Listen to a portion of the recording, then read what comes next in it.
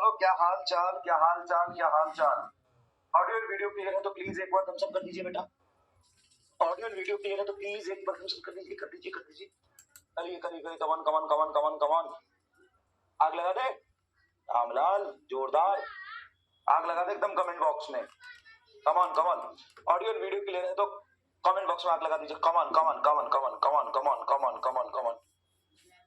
नहीं, वो रफ्तार नहीं दिख रहा। नहीं नहीं नहीं नहीं नहीं नहीं नहीं, रफ्तार ही नहीं है सर, रफ्तार ही नहीं है। आंधे आंधे आंधे आ गया। हेलो हेलो हेलो, आप सभी बच्चों को एमआर का बहुत बहुत नमस्कार। स्वागत है द सुपर एनर्जेटिक लक्ष्य नीट 25 बैच में। तो लक्ष्य 1.0 बैच में आपका बहुत बहुत स्वागत है फिर से। हाँ, आ गया भाई भाई भाई, ठंड रखो। जला के राख कर दोगे क्या तुम? पीडब्ल्यू का सर्वर में उधर शॉर्ट सर्किट हो जाएगा। कल के पेपर में आ जाएगा कि धुआं धुआं हो गया।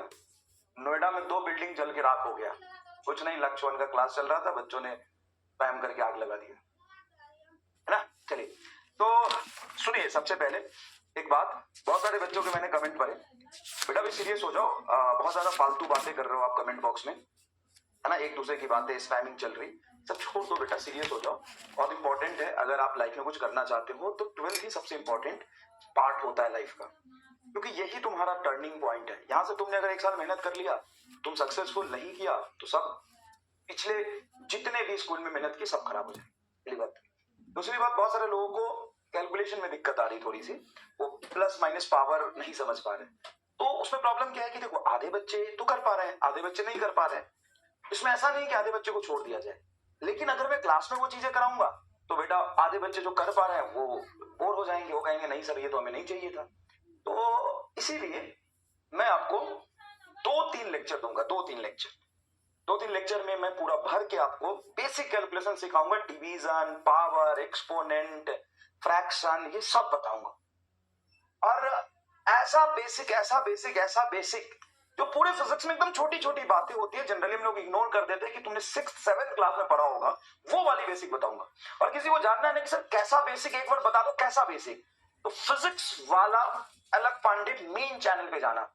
सुनो मैं बता दूं, फिजिक्स वाला अलग पांडे मेन चैनल पे जाना, अलग पांडे सर के मेन चैनल पे जाना। उसमें देखना लास्ट ईयर यकीन 2.0 का पहला लेक्चर है मेरा। इस क्लास के बाद अभी नहीं, आधी जनता भाग गई। एक तो तेरे में पेशेंस नहीं है, सुनता दो। अच्छा सर ने बोला है अभी जाना है फिजिक्स वाला अलग पांडे के मेन चैनल पे और उसमें देखना है यकीन 2.0 का पहला लेक्चर। ठीक है सर, बाय, हो गया। पूरी बात तो सुन ले, सबसे बड़ी समस्या ही तेरी ये पूरी बात तो सुन। वहां जाना है, यकीन 2.0 का पहला लेक्चर तो देखना, आधा घंटा, 5 मिनट, 10 मिनट देखना, अच्छे से समझना, और तुम्हें क्या दिख रही है ना वो देख लेना। और उस वैसा ही बेसिक पूरा तुम्हें पूरा करूंगा, ठीक है। दूसरी, राइटिंग की थोड़ी दिक्कत है, तो बेटा राइटिंग में सुधार लूंगा। वैसे तो देख, बूढ़ा आदमी हो गया, राइटिंग क्या सुधरेगी। तो मैं जल्दी जल्दी जब पढ़ाता हूं ना तो राइटिंग वैसे ही होती है, तो वो वाली मैं थोड़ा कोशिश करूंगा। जल्दी जल्दी मतलब देख, तू समझता नहीं, जल्दी जल्दी मतलब रफ्तार नहीं होता। जल्दी जल्दी मतलब एक टीचिंग टेम्परामेंट है, एकदम एनर्जी से जब खुद पूरा झोंक देते हैं ना, जब, तो वैसा भी टाइम आएगा पूरे लेक्चर में, कभी 10 मिनट 15 मिनट का। उसमें मैं राइटिंग की जिम्मेदारी तो नहीं ले सकता, है ना। उस पर तू राइटिंग नहीं, डिलीवरी देख, वहां पे डिलीवरी देखना, है ना।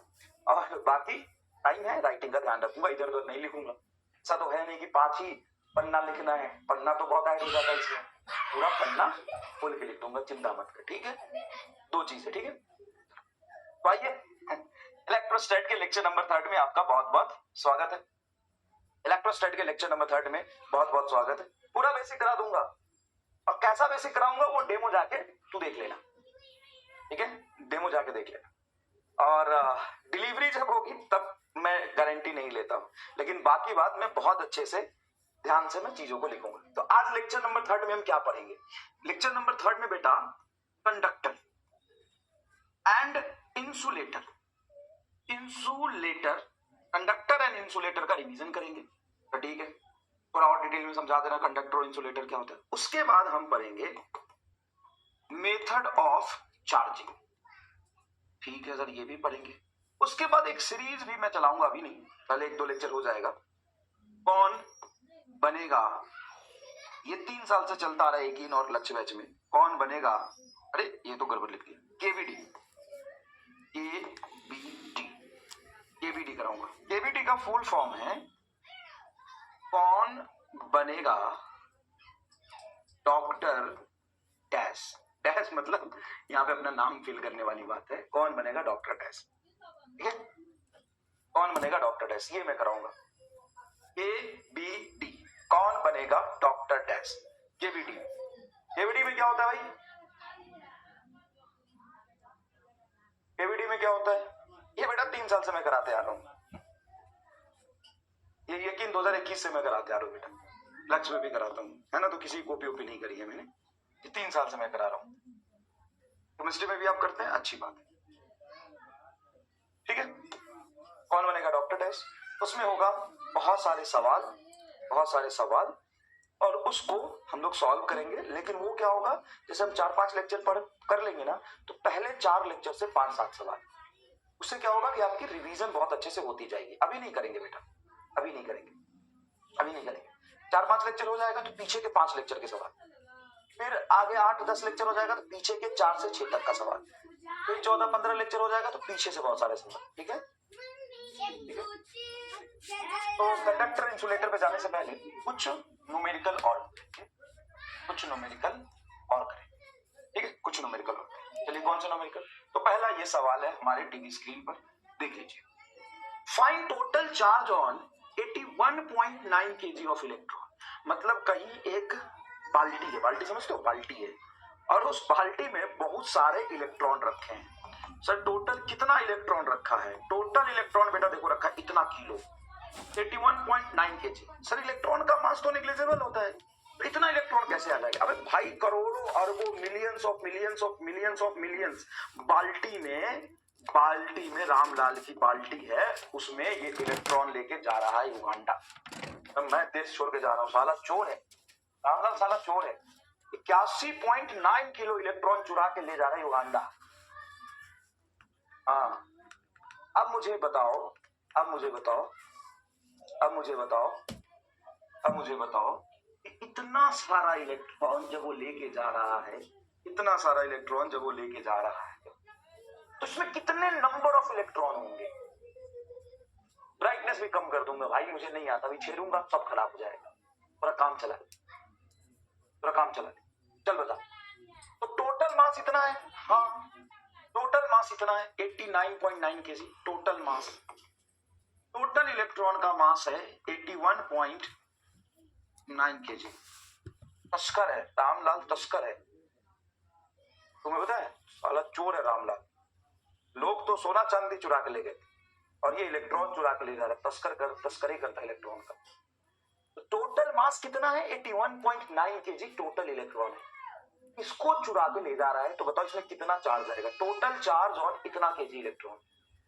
करो करो, ऐसे करोगे तो देखो मास ऑफ 1 इलेक्ट्रॉन कितना होता है, mass of 1 electron in kg 9.1 into 10 to the power minus 31 kg। अब मान लो टोटल n इलेक्ट्रॉन है, मान ले n इलेक्ट्रॉन, n इलेक्ट्रॉन का मास कितना है sir, mass of n electron बराबर n into mass of 1 electron, यही होगा ना। Mass of n electron total है 89.9 kg बराबर n इंटू एक इलेक्ट्रॉन की मास होती है 9.1 into 10 to the power minus 31 kg। जैसे बेटा एक इलेक्ट्रॉन की मास होती है तो 2 इलेक्ट्रॉन के 2 से गुना करोगे, 3 इलेक्ट्रॉन को 3 से गुना करोगे, तो n इलेक्ट्रॉन को n से गुना करोगे, तो टोटल नंबर ऑफ इलेक्ट्रॉन आ जाएगा। अच्छा 9.1 को अगर इससे कैंसिल करोगे तो कितने टाइम से कैंसिल होगा, 9 टाइम से, 9 9 81 और 1 के 9 से 9 टाइम से, तो ये हो जाएगा तुम्हारा n बराबर 9 into 10 to the power 31 kg। ये टोटल नंबर ऑफ इलेक्ट्रॉन आ गया। अब इस पर टोटल चार्ज कितना होगा, तो एक इलेक्ट्रॉन पे चार्ज होता है E और नंबर ऑफ इलेक्ट्रॉन यहां से निकाल लिया 9 इंटू 31 kg, सॉरी नंबर का कोई यूनिट थोड़ी ना होता है, केजी से केजी तो कट गया, नंबर आया और माइनस 31 उधर गया तो प्लस 31, तो 9 इंटू 10 टू द पावर 31 ये नंबर हो गया। और एक इलेक्ट्रॉन का चार्ज होता है 1.6 into 10 to the power minus 19 coulomb. Minus 19 31 ये क्या हो जाएगा 10 टू द पावर 11, और 1.6 को 9 से मल्टीप्लाई करोगे तो क्या होगा 14.4, शायद मैं सही बोल रहा हूँ, तो 14.4 into 10 to the power 11 coulomb. देख लेता हूँ जरा, 14.4 इंटू 10 टू द पावर 12, मैंने गलती करी है, माइनस 31 इधर आके प्लस 31 हो जाएगा, और 30 ओ भाई भाई भाई भाई मत मारना भाई, ईटा पत्थर मत चलाना, माफ करना बेटा, ये गलती नहीं हुआ है, मैं 11 दिख रहा था, लिखा 12 था, मैं बेटा 12 लिखा। हो जाता ना कभी कभी कि मैं 12 को 11 की जैसा लिख दिया था और कोई बात। इसमें पूछेंगे आगे बच्चे कैसे आया, हमें करके दिखाओ, तो चलो करके देखिए। 9 और 1.6 और ये 10 का पावर 31 और ये मल्टीप्लाई में 10 का पावर 19, तो 10 का पावर 19 ये हो जाए। तो 31 से 19 घटाओगे तो 10 का पावर 12 और 9 को 1.46 से मल्टीप्लाई करोगे तो 12.4 इंटू 10 टू दी पावर 12। चलिए, हाँ वो क्या है कि प्रिंट गलत हो गया, बोर्ड की गलती है बेटा, इसको रिपीट करो क्या? ओह शिट शिट, क्या हो रहा है? इस पे नहीं हो गई, कोई बात, देख मैं रिपीट करता हूँ। अच्छा एक बात बता, इसको रिपीट करना, एक बात बता, एक रामलाल का मास है 10 kg, तो 100 रामलाल के मास कितना होगा सर? 10 से गुना कर देंगे। तो मान ले एक इलेक्ट्रॉन का मास इतना दिया हुआ है, टोटल n इलेक्ट्रॉन के, तो n इलेक्ट्रॉन का टोटल मास ये हो जाएगा जो कि ये दिया हुआ है हमें।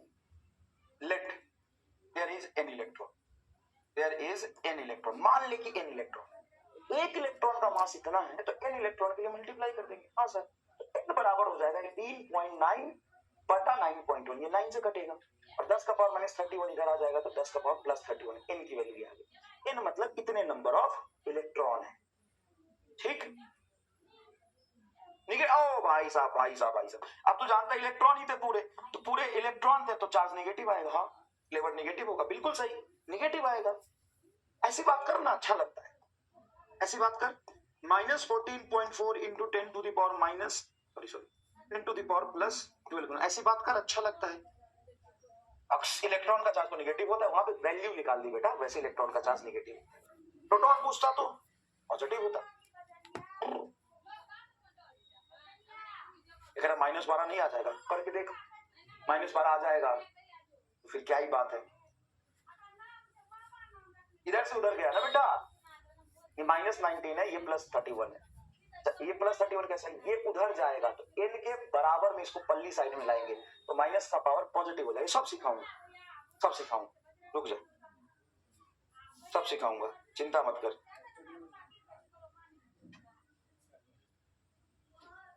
चल बता, ठीक, कांग्रेचुलेशन किस बात का भाई, ठीक, चलो आगे सवाल करते, आओ करते हैं। अब ये बढ़िया सवाल है, ये और बढ़िया सवाल है। कैलकुलेशन में दिक्कत है तो मैं कराऊंगा ना कैलकुलेशन, चिंता क्यों कर रहा है भाई? अब ध्यान लेगा क्या, मैं लेक्चर दूंगा कैलकुलेशन का, कैलकुलेशन का मैं लेक्चर दूंगा। समय तो देगा कि अभी सब कर दो, जादू की जड़ी नहीं है ना मेरे पास। सुनना, इतना बता देता हूँ, अभी से लेके जब तक तेरा नीट एग्जाम नहीं हो जाएगा ना, मैं गारंटी देता हूँ तेरे सिलेक्शन के लिए हर दिन तेरे से ज्यादा मेहनत करता हुआ जो इंसान होगा ना मैं, बस, बाकी तो भगवान के ऊपर है। तेरे सिलेक्शन के लिए तेरे से ज्यादा जो मेहनत कर रहा होगा ना, तेरे सिलेक्शन के लिए तेरे से ज्यादा हर दिन जो मेहनत करेगा ना, वो इंसान मैं हूं।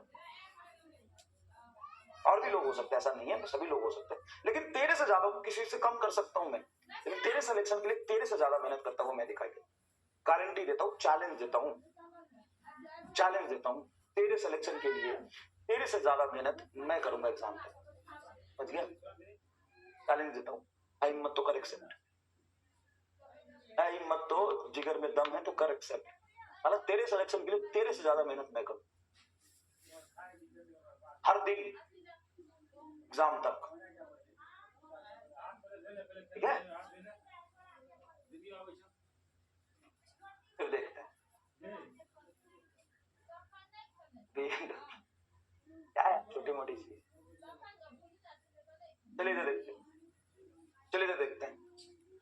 3.2 into 10 to the power 8 electrons are acquired by a body per second, मतलब एक बॉडी है, एक्वायर्ड का मतलब होता है गेन करना, लेना, गेन करना, लेना, इतना इलेक्ट्रॉन पर सेकेंड वो ले रहा है, एक सेकेंड में इतना इलेक्ट्रॉन ले रहा है, देख 3.2 इंटू 10 टू द पावर 18, एक दो दिन का खेल नहीं बेटा, थक जाओगे, बहुत लंबी चढ़ाई है, तो समझ के चैलेंज एक्सेप्ट करना, बहुत दूर तक जाना है। आओ इधर, 3.2 into 10 to the power 8 electron, मतलब इतना नंबर ऑफ इलेक्ट्रॉन है, ये नंबर है ना भाई, 3.2 into 10 to the power 8, 3.2 into 10 to the power 8 electrons per second required by the body per second. एक सेकंड में इतना इलेक्ट्रॉन ले रहा है. Then find time in which body will get total charge of 2 coulomb. तो समय बताओ जब बॉडी में टोटल चार्ज -2 कूलम हो जाएगा, क्योंकि इलेक्ट्रॉन गेन करेगा तो नेगेटिव चार्ज आएगा. तो क्वेश्चन में करेक्शन है -2 कूलम. करो इसको, कैसे करोगे? करो इसको, कैसे करोगे? करो इसको, कैसे करोगे? तो नंबर बराबर 3.2 into 10 to the power 8 electron पर सेकेंड. हर एक सेकंड में इतने इलेक्ट्रॉन ये गेन कर रहा है, ले रहा है, इतना इलेक्ट्रॉन ले रहा है, ये बॉडी है per second. Then find time in which body will get total charge of -2 coulomb. बता, खुद बनाया ये सवाल.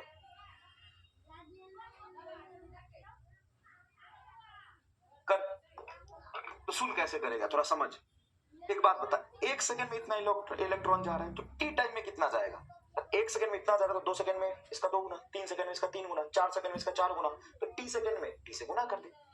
Total number of electron acquired in T second is 3.2 into 10 to the power 8 into t. सीधा यूनिटरी मेथड है. हर एक second में इतना ले रहा है तो टी टाइम में कितना लेगा, इसके टी से गुना कर दो. अरे एक सेकंड में इतना ले रहा है, टी को एक सेकंड रखते हैं, एक सेकंड में इतना आया कि नहीं है, 2 सेकंड में 2 से गुना कर. एक सेकंड में इतना ले रहा है तो 2 सेकंड में इसके 2 से गुना करेंगे, 3 सेकंड में 3 से गुना करेंगे, 4 सेकंड में 4 से गुना करेंगे, तो टी टाइम में टी से गुना करेंगे. चलो मजा आ गया लोग, बोल मजा लो कि ना. तो ठीक हो.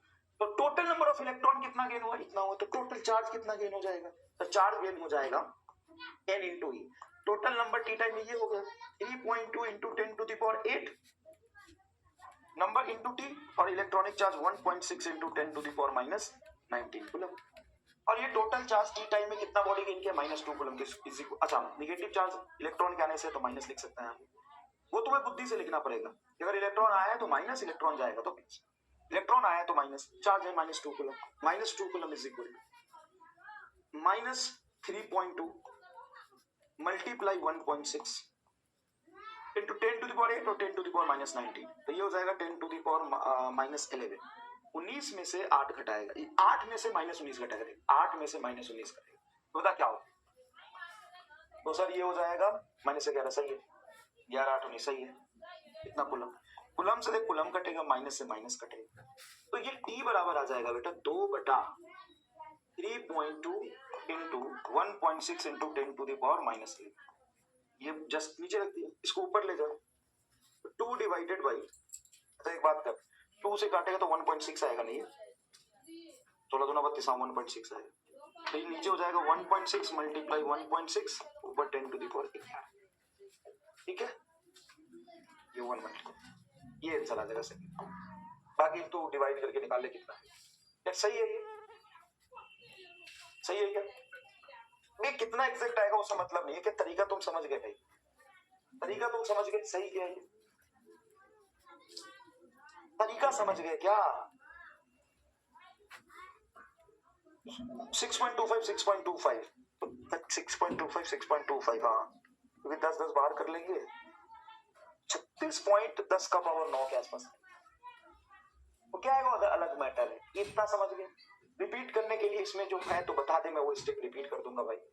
ये जो हाँ समझ में आ रहा है कि ये रिपीट करना चाहिए, बता मैं कर दे, बोलना कर. जो स्टेप तुम्हें लग रहा है रिपीट करना, वो ये स्टेप कर दूंगा. बता. ये बोल रहा है कि इतना इलेक्ट्रॉन पर सेकेंड आएगा, पर सेकेंड इतना इलेक्ट्रॉन आएगा.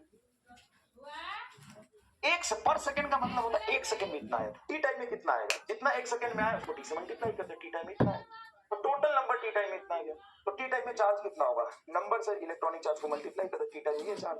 और टी टाइम में बोला कि कितना कूलम चार्ज आ जाएगा, तो इतना कूलम चार्ज इस टी टाइम में कब आएगा वो कैलकुलेट कर ले. टी इसमें नहीं लिखा, सॉरी एक टी मिस प्रिंट है, यहाँ टी आएगा, सॉरी ये टी.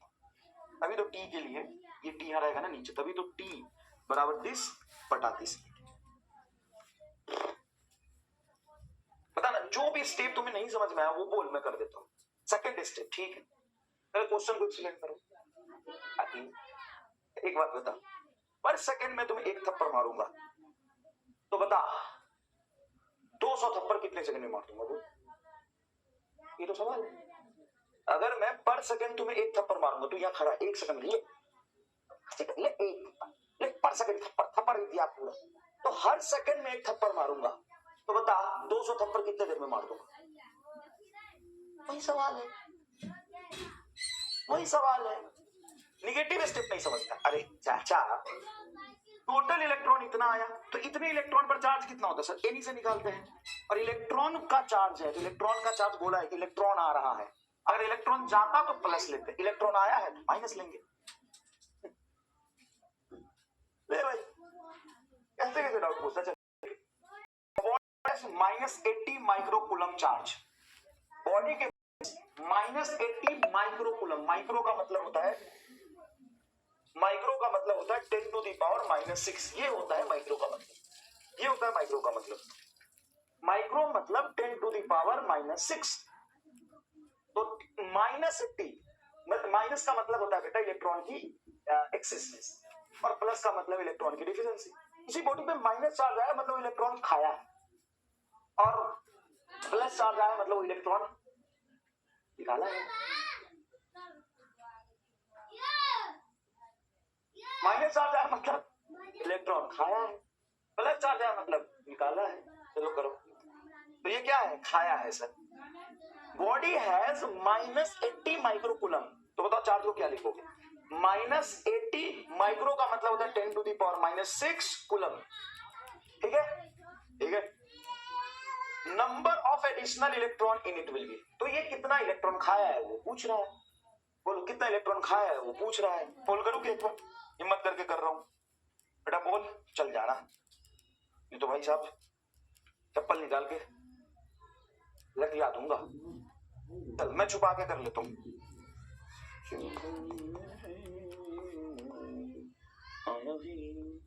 बहारों फूल बरसाओ मेरा इलेक्ट्रॉन आया है, बहारों फूल बरसाओ मेरा इलेक्ट्रॉन आया है, बहारों फूल बरसाओ मेरा इलेक्ट्रॉन आया है। सोचिए -19 से -19 का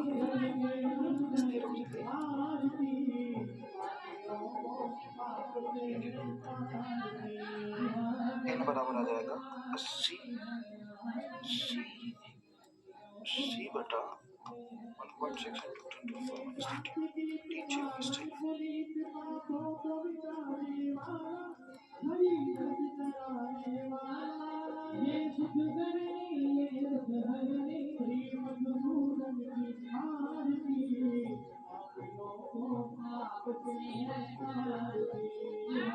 सी आ रहा है, सी आ रहा है देख।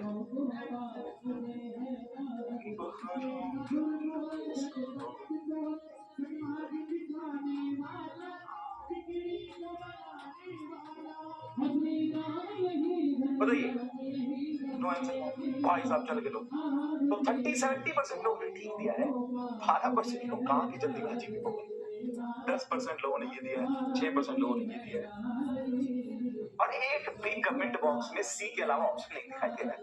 तो ये कौन से लोग हैं जिनका इलेक्ट्रॉन नहीं आया? ये कौन से लोग हैं जिनका इलेक्ट्रॉन नहीं आया? एक भी आंसर दिखाई दे रहा है बता कमेंट बॉक्स में सी के अलावा? एक भी आंसर कहीं नहीं दिखाई दे रहा सी के अलावा, तो फिर कौन से लोग हैं? अच्छा बता, इसमें कोई दिक्कत आई भाई? सर माइनस एक्सप्लेन कर दो, माइनस एक्सप्लेन कर दो। किसी बॉडी पे अगर निगेटिव चार्ज आया है, मैंने बोला निगेटिव चार्ज आया है, तो पक्की बात है अगर निगेटिव चार्ज है तो इलेक्ट्रॉन लिया तो इनको माइनस लगता है। पर ये भी नहीं समझ में छोड़, अगर तू यहाँ पे माइनस लेता है प्लस भी ले लेता, तो ये माइनस से आंसर तेरा चेंज थोड़ी ना होगा, आंसर थोड़ा चेंज थोड़ी ना हो जाएगा माइनस। इसमें माइनस से मल्टीप्लाई भी है तो नंबर में माइनस आ जाता, तो ये तो प्लस ही दिया है ना, माइनस आ भी जाता अगर मल्टीप्लाई में, तो क्या ही फर्क पड़ता? भाई तो आंसर मैग्नीट्यूड में देखना है। बताओ, पोल वर्क नहीं कर रहा कोई बात नहीं, इंपॉर्टेंट पता है बेटा, इंपॉर्टेंट क्या है पता है? तुमने कर लिया, दिस इज इंपॉर्टेंट, तुमने कर लिया तो ये करना इतना इजी है। पता है क्यों लग रहा है? क्योंकि पहले मुश्किल करा दिए हैं चाचा मोहन, इतने मुश्किल करा दिए हैं, ठीक है ना, इसीलिए आसान लग रहा है। और अगर तुम्हारे टेस्ट में तुम्हारे बोर्ड में नीट में अगर आएगा ना, इससे मुश्किल सवाल नहीं आएगा इसमें। ठीक है, ठीक है, चल हाँ समझाता हूँ। कंडक्टर क्या होता है तो पहले भी बताया था। कंडक्टर वो होता है जो फ्लो ऑफ चार्ज अलाउ करता है, फ्लो ऑफ करंट अलाउ करता है। तो दोनों तो सेम ही बात हो गया। हाँ चाचा, दोनों एक ही चीज होता है। चार्ज बढ़ेगा तभी तो करंट जाएगा। ठीक है, तो सबसे पहली बात, conductor have large number of free electrons. पर फ्री इलेक्ट्रॉन का मतलब क्या होता है? फ्री इलेक्ट्रॉन का मतलब ये होता है कि वो बॉन्ड में पार्टिसिपेट नहीं कर रहा है क्रिस्टल में, वो इधर उधर भागने के लिए फ्री है। अल्फा पार्टिकल का स्पेसिफिक चार्ज पूर्वक इसे बातें कर रहा है। सबसे पहले तो समझ, अल्फा पार्टिकल होता है 2He4 डबल प्लस। अब इसका मतलब बता क्या हुआ। तो वैसे अगर मैं अल्फा पार्टिकल देखूं, alpha particle sorry helium atom देखो, ये हीलियम एटम है। इस हीलियम एटम में क्या क्या होता है स्ट्रक्चर बना। तो इस हीलियम एटम में 2 प्रोटॉन 2 न्यूट्रॉन, हाँ 4 मास नंबर है। ये एटॉमिक नंबर होता है, ये मास नंबर होता है। ये जानते हो? हाँ या ना में बता दो बेटा, पूरा केमिस्ट्री का ज्ञान है कि नहीं, बस मैं ये जानना चाहता हूँ। ये हीलियम एटम को कैसे लिखते हैं? मुझे जीरो है केमिस्ट्री का ज्ञान, मैं बता। बट ये हीलियम एटम है, हीलियम एटम है। तो हीलियम एटम में क्या होता है? 2 प्रोटॉन 2 न्यूट्रॉन। देखो 2 प्रोटॉन इसका एटॉमिक नंबर, मास नंबर 4 मतलब 2 प्रोटॉन 2 न्यूट्रॉन, और 2 इलेक्ट्रॉन होता है। ऐसे घूम रहा होता है 2 इलेक्ट्रॉन को। कहाँ होगा ऑर्बिट में, ये हमारा टेंशन नहीं है, बस 2 इलेक्ट्रॉन होंगे।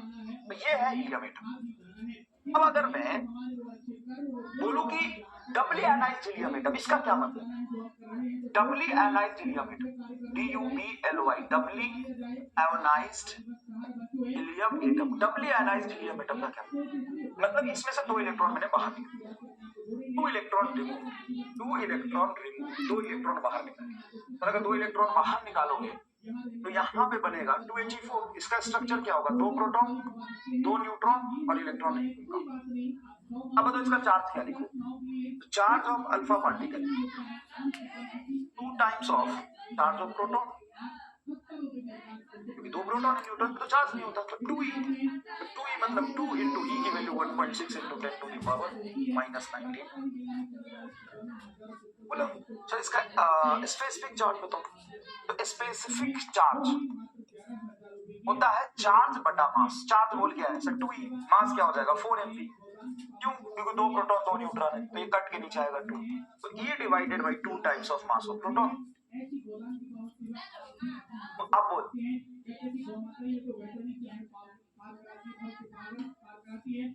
अब बोल।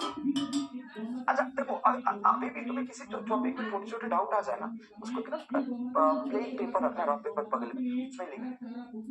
और मैं गारंटी देता हूँ, सुनो, बहुत सारे तुम लिख रहे हो ना कि सर ये इसमें डाउट है, सर ये ऐसे भी कर सकते हैं, ऐसे भी कर सकते हैं। एक रामबानी लाद देता हूँ, एक रामबानी लाद देता हूँ। सुन, काम करना और बताना इसका क्या रिजल्ट है। जैसे तू क्लास कर रहा है और सब बच्चों को समझ में आएगा, लेकिन हो सकता है तुम्हें नहीं समझ में आए। इसका मतलब ये नहीं तू खराब है, इसका मतलब पता है क्या होता है? तेरे दिमाग में कोई और चीज आ गई उस समय। कई बार मेरे साथ भी ऐसा हुआ है कि 4 लोग कुछ कर रहे हैं, 4 लोगों ने कर लिया, बहुत आसान थी, मैं खाना लगा पर हूँ, तो ये होना चाहिए, ये हो क्यों नहीं रहा? तो ऐसे सिचुएशन में सुनना, बहुत लोग कह रहे हैं कि सर इसमें ऐसे ठीक कैलकुलेट कर लेंगे, इसमें ऐसे हो जाएगा, सर इसमें ऐसे भी कर सकते हो। सुनना, कोई दिक्कत नहीं इसमें। तू एक पेज रख, उस पेज पे अपना डाउट लिख कि यहाँ पे मुझे ये डाउट है, फिर आगे बढ़, फिर कहीं आएगा लिख ले पेज पर, फिर कहीं आएगा लिख ले पेज पर, फिर कहीं आएगा लिख ले पेज पर। तूने लिख लिया, अब क्लास चल, मत कर इसमें, क्लास चल। क्लास जब खत्म होगा, मैं गारंटी के साथ कहता हूँ 10 में से 5 डाउट तेरे अपने आप खत्म हो जाएंगे।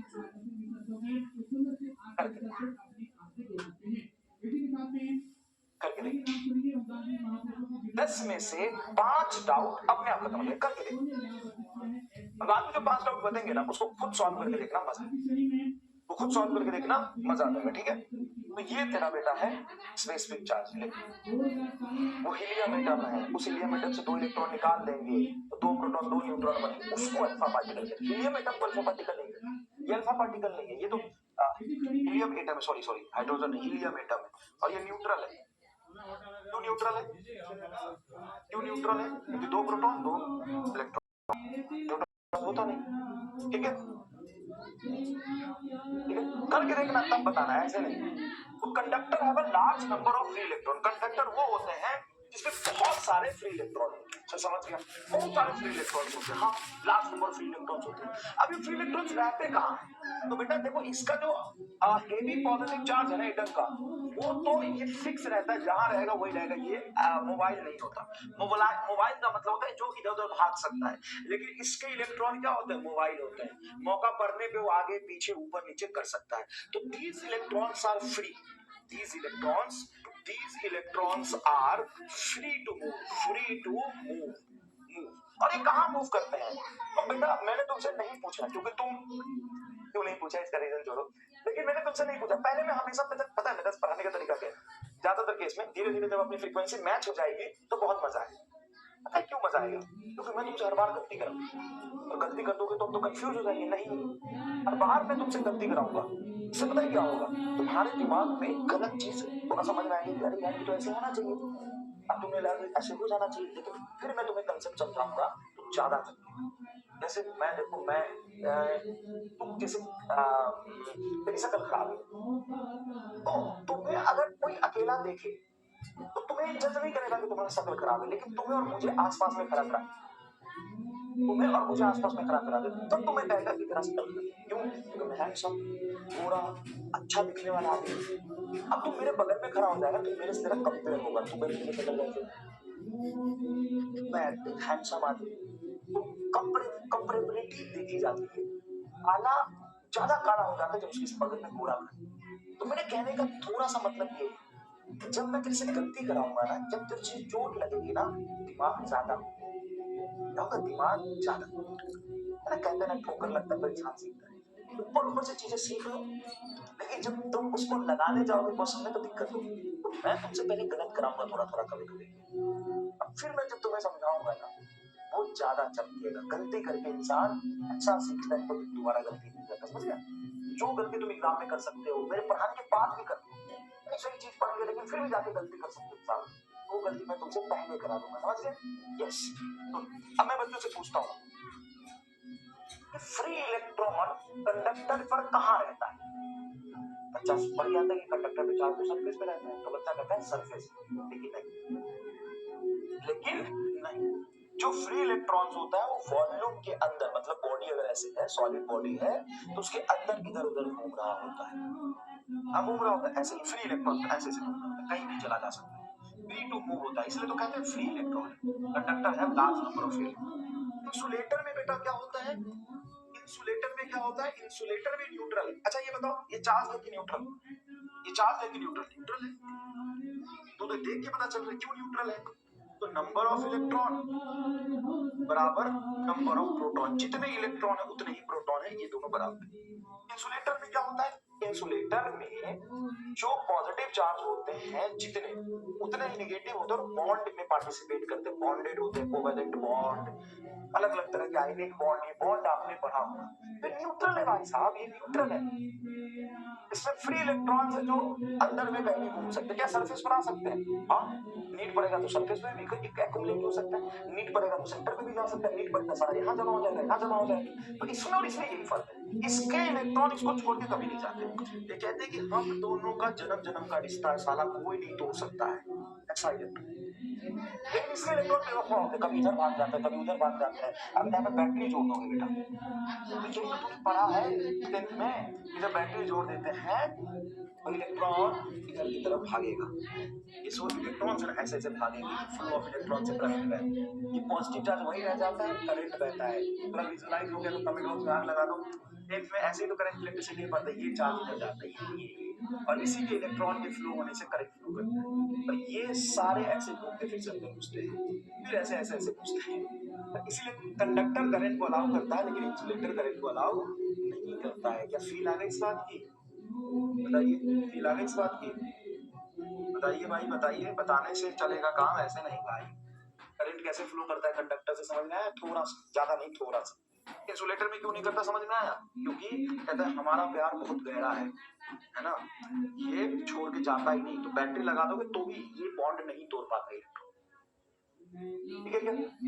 ठीक है, समझ गए? तो आसान बात है। अब एक्सेस चार्ज जब मैं दूंगा, एक्सेस चार्ज, एक्स्ट्रा चार्ज, अब ये न्यूट्रल है, इसके इलेक्ट्रॉन फ्री है, लेकिन चार्ज कहाँ है? आज तो जीरो है, नेट चार्ज तो जीरो है।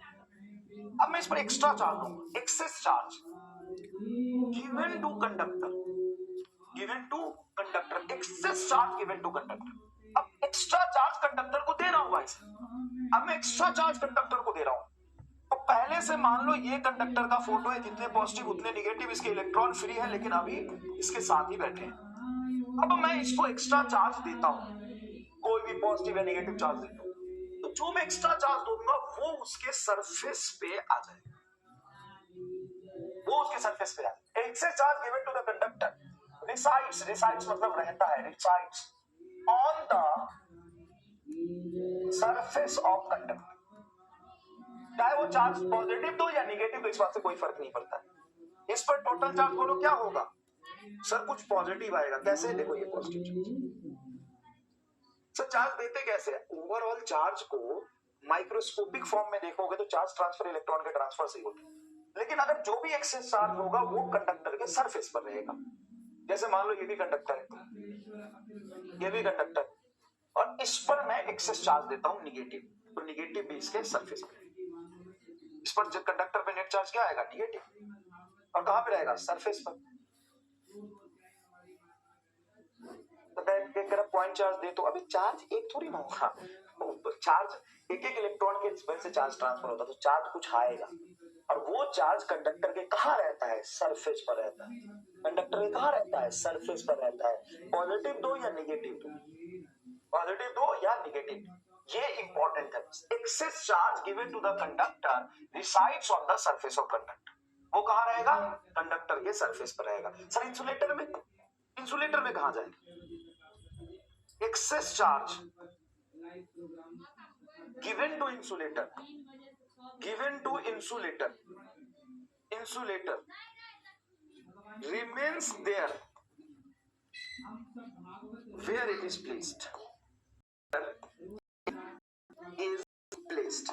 ये थोड़ा फर्क होता है चार्ज देने के टर्म्स में भी, कि जब आप कंडक्टर को चार्ज देते हो ना, तो जो भी चार्ज दोगे उसके सरफेस पे एक्स्ट्रा चार्ज रहता है, लेकिन लेकिन लेकिन excess charge given to the insulator remains there where it is placed। अब बोलोगे सर ऐसा क्यों? सर ऐसा क्यों? क्योंकि इंसुलेटर चार्ज को अलाउ नहीं करता, चार्ज को अलाउ नहीं करता, सॉरी चार्ज के फ्लो को अलाउ नहीं करता। आई एम सॉरी बेटा, slip of tongue, I am sorry. Excess charge जब तुम इंसुलेटर को दोगे तो इंसुलेटर चार्ज के फ्लो को अलाउ नहीं करता, तो जहां दोगे ना वो वहां पे बैठा रहेगा, जहां रख दोगे वहां से रहेगा, उसको इंसुलेटर में कहीं रख दोगे, कहीं रख दोगे, ठीक है, वो बना रहेगा।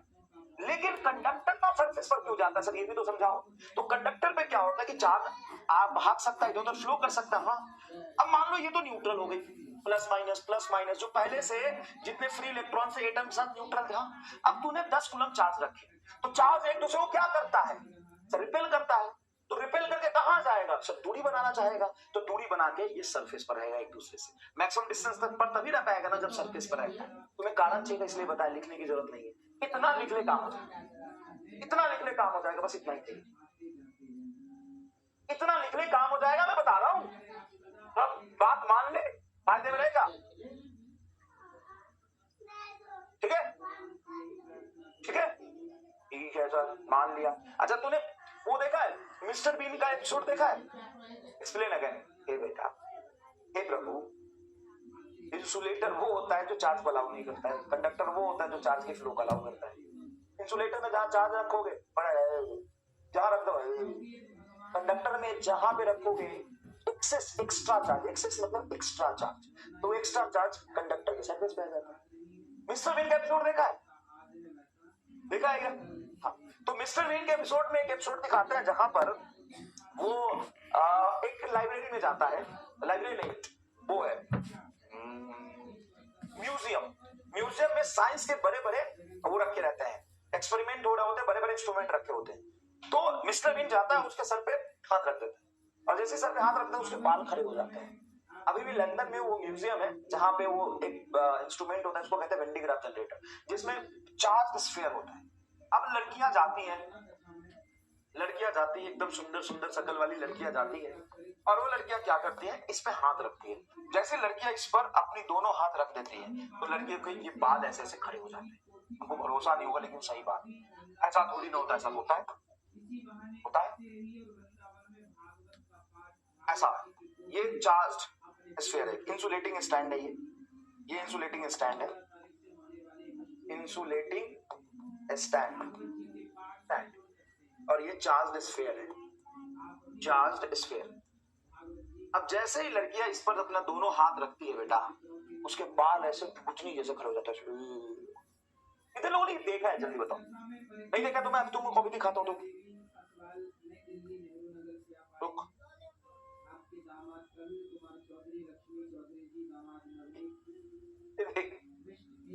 मैंने बोर्ड पे पता क्या रख दी है, सॉरी बोर्ड पे नहीं, उस पे क्या रख दिया बता, स्क्रीन पर क्या रख दिया बता, कैमरे के सामने क्या रख दिया बता। समझ में आ रही है बात? दिक्कत तो नहीं हो रही कुछ? साथी प्रताप सिंह जी, भैया उर्वशी देवी जी, बेटा रविंद्र यादव, राजेंद्र यादव, टुटू यादव, अरे यार वेंटीग्राफ लिखना भाई, गोविंद यादव जी, श्री निशा यादव जी, प्रताप सिंह उर्वशी नहीं है। चलो कहां से आप लोग? रुक जाइयो, हाँ आगे आगे आगे लो, आगे लो, रुक जा रुक जा रुक जा, देख क्या रखा है बता, समझ गया? समझ गया क्या रखा था? लेंस। अभी ऑप्टिक्स बनाऊंगा तो मजा आएगा। देख मैं तुम्हें पास दिख रहा हूँ क्या, दूर दिखाऊं अपने आप को? देख देख मेरा नाक शक्ल सब इसमें दिख गया, बता ऐसा क्यों दिख रहा है, बता क्यों दिख रहा है, कौन सा लेंस है ये, कौन सा लेंस है बता। अच्छा मैं अपना शक्ल उल्टा करके दिखा दूं, तो कभी सीधा दिख रहा है, मैं अपना शक्ल उल्टा कर दूं, उल्टा नहीं हो रहा। अच्छा उसमें होगा ना, सॉरी और देख, चलो ये तो लेंस की बात है।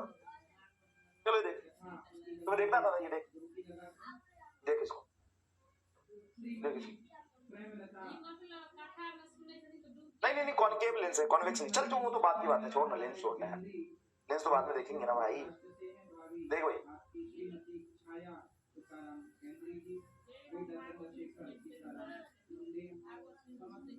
देखो अब इसका मुंडी है, रुक जा, हाँ देखना इसको, भाई साहब इसका शक्ल तेरे जैसा नहीं लग रहा, देख इसके बाल नहीं हुए खड़े। अच्छा अब इस पर चार्ज हो रहा है, ये हेवीली चार्ज पॉजिटिव स्फीयर है। अब क्या होता है कि ह्यूमन का जो बॉडी है वो भी तो कंडक्टिंग है, तो यहां से चार्ज फ्लो करके तुम्हारी बॉडी पे जाएगा। तो सर चार्ज बाल पे क्यों गया बताओ? इसको तो कुछ नहीं हुआ है, लड़की को बुलाओ,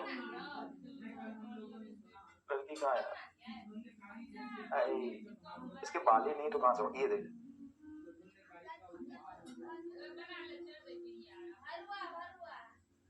मजा नहीं आ रहा, छोड़ो टाइम नहीं, अपन टाइम कीमती है, बहुत टाइम बहुत कीमती है। ये बस मैं थोड़ा दिखा देता हूँ, ये मैं तुम्हें थोड़ा दिखा देता हूँ, बस देख ऐसे बाल खड़े हो जाते हैं बेटा, बस इतना देख ले, इतना देख। ये चार्ज है ना ह्यूमन बॉडी से फ्लो करके इसके बाल पे एक्युमुलेट हो जाते हैं। क्यों सर ऐसा क्यों होता है? जैसे बेबी को बेस पसंद है, चार्ज को 7 पॉइंट पसंद है, बेबी को बेस पसंद है, चार्ज को 7 पॉइंट पसंद है, तुम्हें क्या पसंद है? सुनना ध्यान से, सुनना ध्यान से। होता क्या है कि आपने बोला कि जब हम एक्सेस चार्ज देते हैं तो सरफेस पे चला जाता है। हाँ अगर सरफेस परफेक्ट स्फीयर था तो इसकी रेडियस ऑफ कर्वेचर हर जगह सेम है, हाँ सर रेडियस ऑफ कर्वेचर तो हर जगह सेम है, इसीलिए जो चार्ज होता है वो इसके सरफेस पे एक्स्ट्रा चार्ज, ये नहीं बोल रहा हूं कि जो अंदर वाला पॉजिटिव नेगेटिव बॉन्ड वाला charge, excess charge, extra charge वो सरफेस पे रहता है। लेकिन अगर तेरा कंडक्टर ऐसा हो, कंडक्टर ऐसा हो और इस पर जब तू चार्ज देगा, इस पर जब तू चार्ज देगा तो पता है चार्ज यहाँ पर ज्यादा एक्यूमुलेट होता है, यहाँ पर ज्यादा एक्यूमुलेट होता है। सर ऐसा क्यों? ये चार्ज की प्रॉपर्टी है बेटा। अब कोई तुमसे बोले कि तो ग्रेविटी अट्रैक्ट क्यों करता है, तो भाई ग्रेविटी अट्रैक्ट करता है क्यों? ग्रेविटेशनल फोर्स अट्रैक्टिव होता है। सर ग्रेविटेशनल फोर्स अट्रैक्टिव क्यों होता है? अब तेरा नाक में 2 नली क्यों है? बता। तेरे कान क्यों है? मुझे भी तो पढ़ता है, उसमें पूछता है, बायोलॉजी पूछता है why the cell is the power house of चिंगूटा, पूछता है नहीं तो ये सुन लो, नहीं तो सुन ले। बेबी को बेस पसंद है और 4 को 7 पॉइंट। अच्छा इसका एग्जांपल भी बताता हूँ, एग्जांपल बताता हूँ 2-4। जब लाइटनिंग होता है, बादल गरजता है तो तू क्या ऐसे सलमान खान वाला शाहरुख खान वाला पोज देता है, मैं हूं ना? या तुम्हें स्कूलों में ये सिखाया गया है कि जब भी बादल गरजे, जब ये सब हो तो मुंडी को ऐसे ऐसे बंद करके क्या करो, उग जाओ। क्यों? क्योंकि अपना बाल छुपाना होता है। और क्यों? क्योंकि बाल शार्प है और चार्ज को शार्प पॉइंट पसंद है। अब बॉडी पे चार्ज जाके यहाँ पे तो इकट्ठा हो सकता था, अच्छा, लेकिन वो शार्प एजेस पे चार्ज जाके इकट्ठा। अब ये पॉजिटिव चार्ज एयर के कॉर्नर पे आ गए, हाँ सर कॉर्नर पे आ गए, तो सर फैला क्यों? फैला इसीलिए कि ये सारे पॉजिटिव चार्ज एक दूसरे को रिपेल करते हैं। अरे हाँ, तो रिपेल करके तो मैक्सिमम दूरी पे जाना चाहेंगे, इसीलिए बाल भी ऐसे फैल जाते हैं, ऐसे फैल जाते हैं। बोलो समझ में आया कि नहीं आया? बात क्या होता है, ऐसे फैल जाते हैं। सुन, अगर तू एक्स्ट्रा चार्ज देता है तो स्फीयर के तो सरफेस पर जाएगा, अगर जाएगा सब excess charge given to these to conductor, इस पे एक्सेस चार्ज का डिस्ट्रीब्यूशन यूनिफॉर्म होगा। Uniform charge distribution is uniform, charge distribution is uniform, लेकिन यहाँ पे चार्ज डिस्ट्रीब्यूशन बेटा कैसा होगा? नॉन यूनिफॉर्म होगा। ये कोने पर चार्ज ज्यादा इकट्ठा होगा और इधर चार्ज थोड़ा कम है। ये इस तरह का कुछ टाइप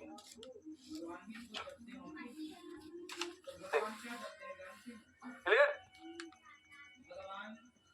एक बार और समझाओ, ठीक है, एक बार और समझाता हूँ, देख और समझाता हूँ।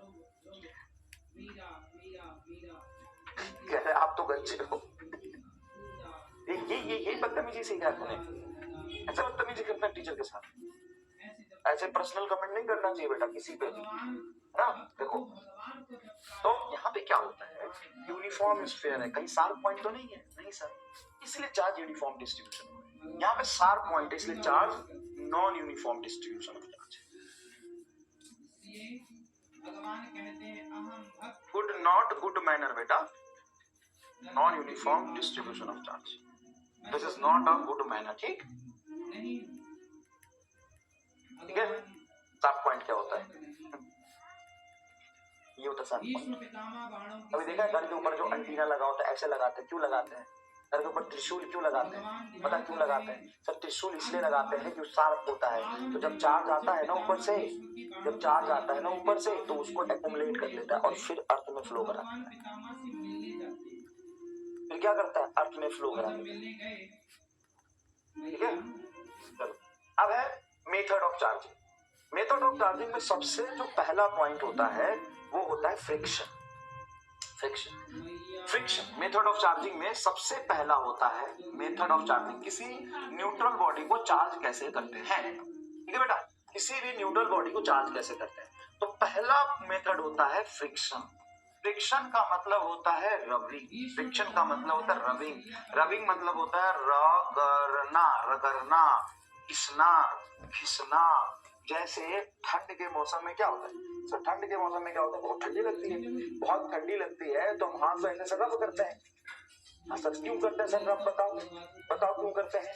रब इसलिए करते हैं कि हाथ गर्म हो जाए, पर अगर गर्म हो जाएगा, हाथ एकदम गड़बड़ा जाएगा, एकदम गरम हो जाएगा, तो फिर क्या होगा कि जो इसके इलेक्ट्रॉन है वो एनर्जी लेके अपने बॉन्ड तोड़ के बाहर आ जाएंगे। अच्छा, हाँ, ये जो फ्रिक्शन है उससे हम कंडक्टर को चार्ज करते हैं, इंसुलेटर को। इसको बेटा वनली फॉर इंसुलेटर होता है, ये वनली फॉर इंसुलेटर होता है, सिर्फ इंसुलेटर। कंडक्टर पे तो वैसे ही 4 किलोमीटर भागने के लिए तैयार रहेगा। कंडक्टर मतलब टच से काम चल जाएगा, अगर होता है ना टच कर दो तो उसी में काम हो जाता है, कई बार रगड़ना पड़ता है, टच से काम चल जाएगा। हाँ देखो ये बस ऐसे लिखा था, ये फ्रिक्शन। तो मेथड ऑफ चार्जिंग का सबसे पहला मेथड है बेटा फ्रिक्शन, मतलब रबिंग, रगड़ना। ये सिर्फ इंसुलेटर में यूज करते हैं, ओनली फॉर इंसुलेटर, क्योंकि इंसुलेटर के इलेक्ट्रॉन बॉन्डेड होते हैं। तो बॉन्डेड इलेक्ट्रॉन तोड़ने के लिए हमें क्या करना पड़ता है, सर रगड़ना पड़ता है। कंडक्टर के इलेक्ट्रॉन तो टच करा के काम चल जाएगा, तो कंडक्टर में थोड़ी ना करेंगे। हाँ, कंडक्टर में तो फ्री स्टेट में रहते हैं। हाँ, तोड़ेंगे तो वहां ना जहाँ पे बॉन्डेड होगा, तो रगड़ने की जरूरत हर जगह पड़ती है। तो हम किस में रगड़ेंगे, इंसुलेटर में, नॉट फॉर कंडक्टर। याद रखिएगा, नॉट फॉर कंडक्टर। कंडक्टर में तो वापस कंडक्टर आए। When two body are rubbed, ध्यान से और समझना अच्छे से, when two body are rubbed, जब दो बॉडी को रब करते हैं एक साथ, तो electron transfer from one body to other body, one body to other, making first body positive who lose electron and other body negative who gain electron. तो जितना एक लूज करेगा दूसरा वो गेन करेगा। तो सर ये कैसे पता चलेगा कौन लूज कर रहा है? देखो, जैसे एक मेरा हाथ है, मान लो बॉडी है, इसके इलेक्ट्रॉन को तोड़ने के लिए 2 जूल की एनर्जी चाहिए, और इसके इलेक्ट्रॉन को तोड़ने के लिए 3 जूल की एनर्जी चाहिए। लेफ्ट हैंड को तोड़ने के लिए 3 जूल की एनर्जी चाहिए, और राइट हैंड के इलेक्ट्रॉन को तोड़ने के लिए 2 जूल की एनर्जी चाहिए।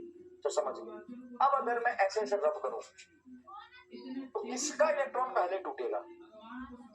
राइट हैंड का।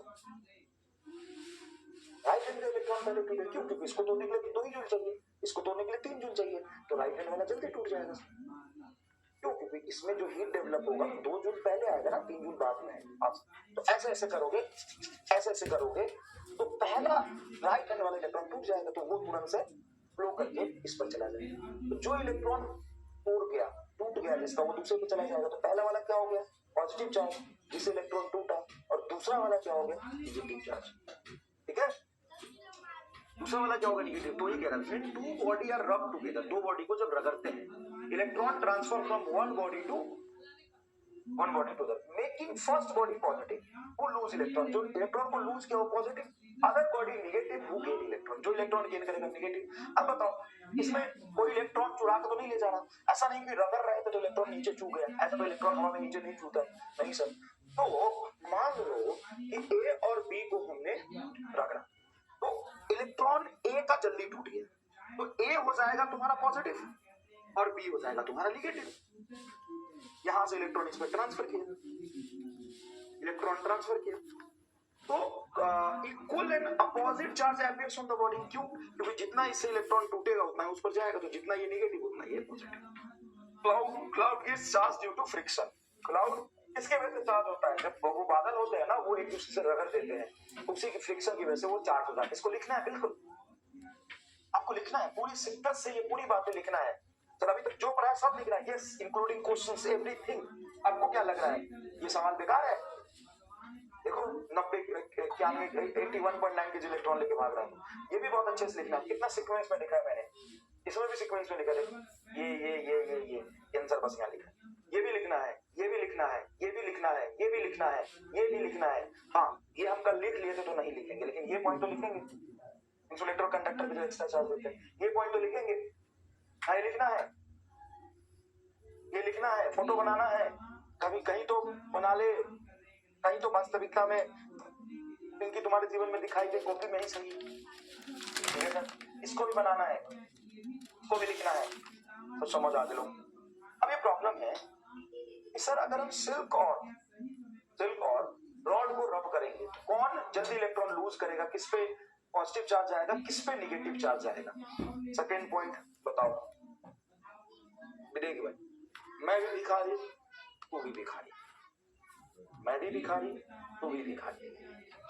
ठीक, मैंने तुम्हें 2 रुपए दे दिए, मेरे पास कितना है? सर मेरे पास 2 रुपए है। मेरे पास क्या होगा? मैं 2 रुपए के कर्ज में जाऊंगा। इसमें सेकंड पॉइंट क्या है भाई? इसके पास भी नेट चार्ज 0 था, इसके पास भी नेट चार्ज 0 था। नेट चार्ज दोनों पे 0 है, दोनों न्यूट्रल है। जब रगड़ोगे तो ये 10 इलेक्ट्रॉन लूज किया, तो इस पर 10 इलेक्ट्रॉन के बराबर नेगेटिव चार्ज आएगा, इस पर 10 इलेक्ट्रॉन के बराबर, 10 इलेक्ट्रॉन के डिफिशियंसी के बराबर पॉजिटिव चार्ज आएगा। अब भाई होता है इस पर क्या होगा? तो बेटा नो नीड टू रिमेम्बर। अब तू खाली बायो है तो तेरी शक्ति अलग है भाई, तेरी तू बात ही नहीं कर सकता। तू आम इंसान नहीं है भाई, समझ भाई मेरे, तू आम इंसान नहीं है, तू बायो है। तो इसका क्या मतलब होता है? इसका मतलब होता है भाई तू डॉक्टर बनने वाली पढ़ाई कर रहा है, और बायो दुनिया का सबसे शुद्ध और महान सब्जेक्ट है। इसको कोई नहीं पढ़ सकता। इसको पूरे 1,500 जन्म आदमी जब लेता है ना, तब जाके 1,500 जन्म के बाद एक आदमी जन्म लेता है, जब उसमें बायोलॉजी पढ़ने की अनुमति मिलती है भगवान द्वारा, सुप्रीम गॉड द्वारा। वो महान इंसान नहीं है। महान ग्रंथ जो गीता, महाभारत, रामायण, पुराण, जो भी है, बाइबल, उन सब महान ग्रंथ के बाद जस्ट तुम बायोलॉजी को रख सकते हो। वो बायो है, not a normal human being, you are a bio. तो बायोलॉजी की शक्ति 1,000 जन्म के बाद मिलता है इंसान।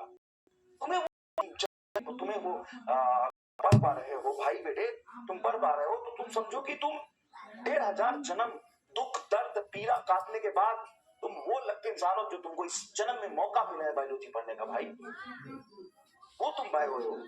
तो तुम्हारी शक्ति अपरंपार है भाई, ये तुलना कहीं नहीं की जा सकती है ना। अगली बार और कुछ बताऊंगा तुम्हारे बारे में। अब ये तो ऐसा है कि मैं तो लिख रहा हूं नो नीड टू रिमेम्बर,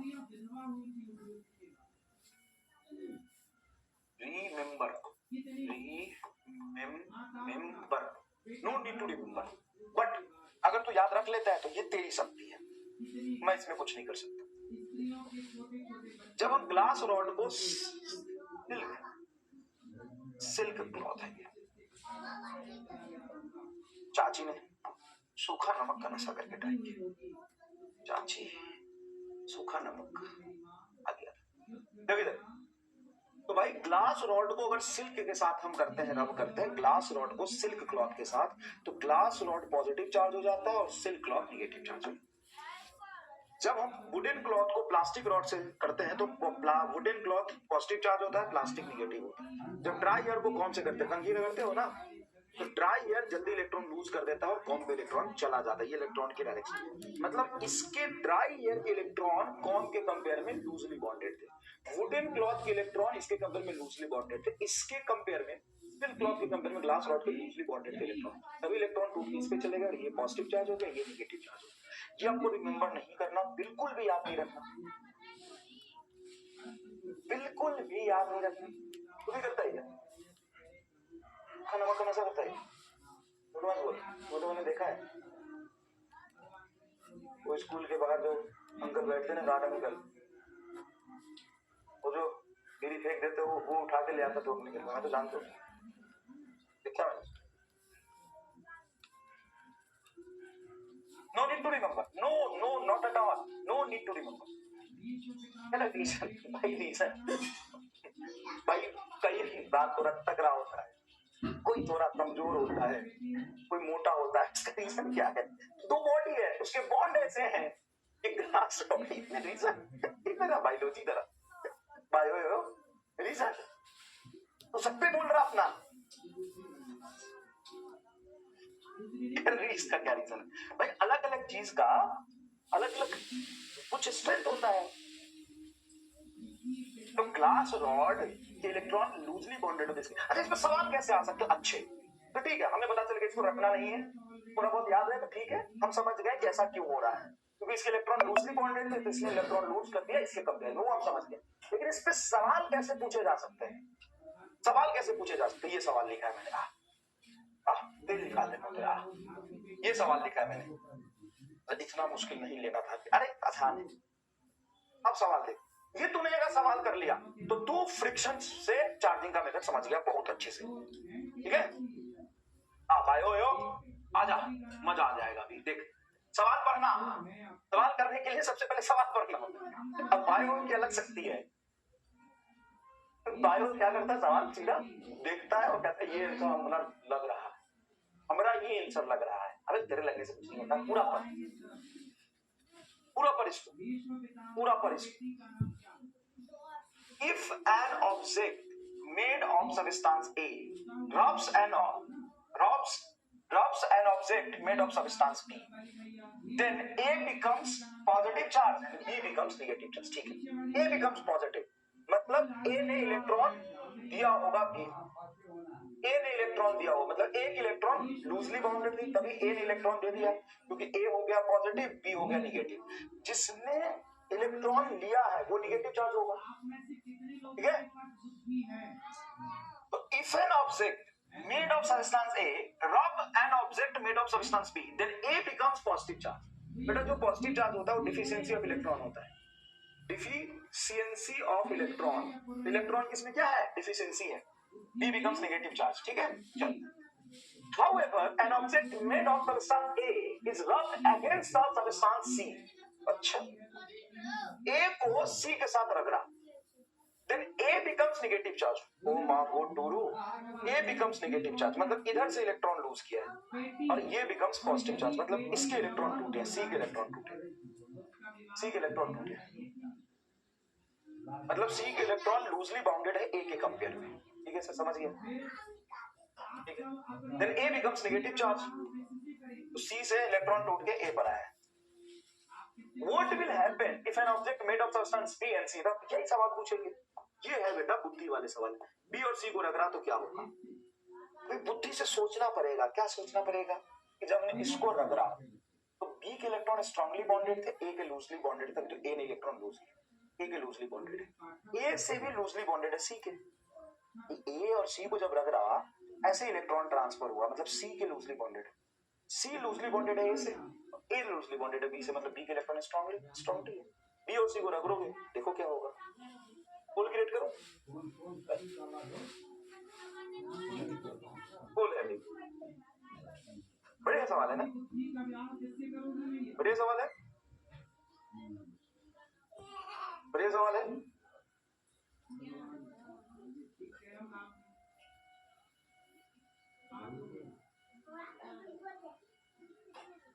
हमारी जो बेटी है बुद्धि उसका नाम है, हम अपनी बेटी का विवाह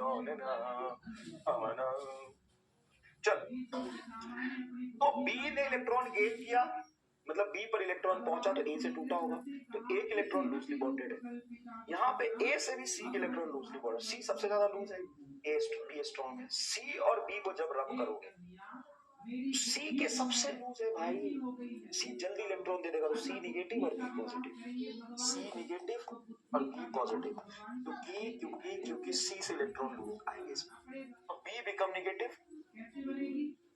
एक मिनट, कौन लूज करेगा, C लूज करेगा, C become positive, C become positive और B become negative, C become positive,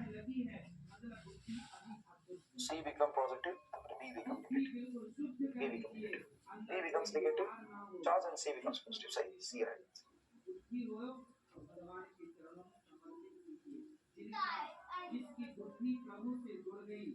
ये कौन सा सॉन्ग, अरे भाई तू नहीं जानता, अरे इधर तो क्या भटक रहा है अभी, अरे मुझे ये युगांडी आता है, मैं वही कर रहा था पहले, मैं तो भाग गया। 68% लोगों ने बोला सी, 22% से 23% लोगों ने बोला बी में बच्चे को डाउट है थोड़ा, चलिए समझते हैं। B becomes positive charge and C becomes negative charge. C becomes negative charge. तो what I do? A B में B negative. A B में B negative हुआ मतलब B पर इलेक्ट्रॉन लूज करके B में इलेक्ट्रॉन टूटा, तो A का इलेक्ट्रॉन टूटा और B पे। अब अगर मैं इसको रब करता हूँ C और A को, तो C और A को किया तो क्या हुआ, A नेगेटिव हुआ, C और A को किया तो A नेगेटिव हुआ मतलब C से A पे गया।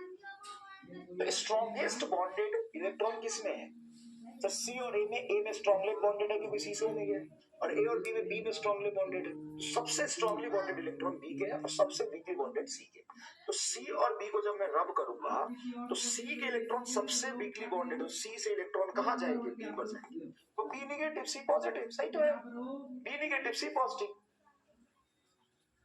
तो आपको रोना ना पड़े मेरी माँ, नहीं तो फिर आप बाद में कहो कैसी बातें कर रहे हो बेटा ये।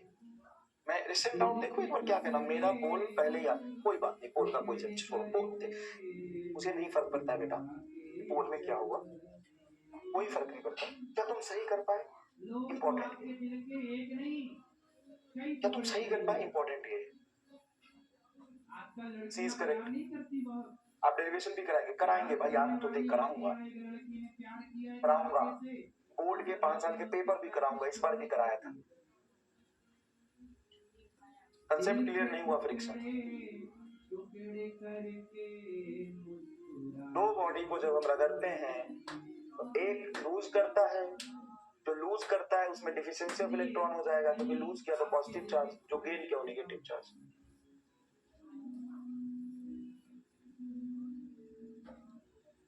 इसलिए प्यार सोच समझ के करना, किससे करना, प्यार भगवान से करो। ये दुनिया एक अलग प्रजाति के कंडक्टर और होते हैं, वो होते हैं बेटा डाइलेक्ट्रिक, वो बताऊंगा अभी हम आगे बढ़े। तो ये बेटा फ्रिक्शन की कहानी थी। मजा आ गया सवाल सॉल्व कर, मजा आ गया सवाल सॉल्व कर। चलो आगे देखिए, ये देखो चार्जिंग ऑन कंडक्शन, कंडक्शन से, तो कंडक्शन से किसको चार्ज करेंगे, कंडक्टर को। कंडक्टर की तो टच करा के काम हो जाता है, कंडक्टर में टच करा के काम हो जाता है। जैसे देखो मान लो ये स्फीयर, इस स्फीयर में कुछ एक्सेस चार्ज है 2 कूलम, प्लस 2 कूलम का एक्सेस, ये न्यूट्रल है। तो अपने दिमाग से बता, अभी तू ज्यादा पढ़ा लिखा आदमी नहीं है ना, तू बायो है लेकिन तू ज्यादा पढ़ा लिखा आदमी अगर नहीं है, अगर तूने एक न्यूट्रल को और एक चार्ज बॉडी को टच कराया, दोनों कंडक्टर है, बोथ आर कंडक्टर, ठीक है, टच करा के तार से जोड़ देता हूं, तार बिजली से सैया हमार तार से जोड़ देता, वायर से जोड़ देता। अब तू अपने आप बता क्या होना चाहिए, खुद बता, मैं नहीं कुछ कह रहा, तू बता। सारे राज्य में अलग अलग एग्जाम होते हैं, निश्चित है जगन्नाथ को दिया तो कल्याण होना है। तो खुद बता क्या होगा, तो खुद अपने आप से बता क्या होना चाहिए। तो आप किसको बोलो देंगे अपना, बुद्धि कहाँ लगाएंगे, उल्टी सीधी जगह मन को, बुद्धि को खर्च नहीं, अट्रैक्ट कैसे करें, तो वायर से जोड़ दिया ना, मैं अलग अलग नहीं है बेटा, आपको यूज करना चाहता हूँ। ये दुनिया केवल आपका शोषण करना, अलग अलग नहीं है, दोनों को मैंने क्या किया, जोड़ दिया। ध्यान से सुनना, क्या चुन में एकदम माइक्रोस्कोपिक लेवल पे जाकर देखोगे, एकदम माइक्रोस्कोपिक लेवल पे जाकर देखोगे, तो ये पहले न्यूट्रल था, न्यूट्रल है तो ऐसा थोड़ी कोई चार्ज ही नहीं हुआ, जितना प्लस होगा उतना माइनस, जितना प्लस होगा उतना minus.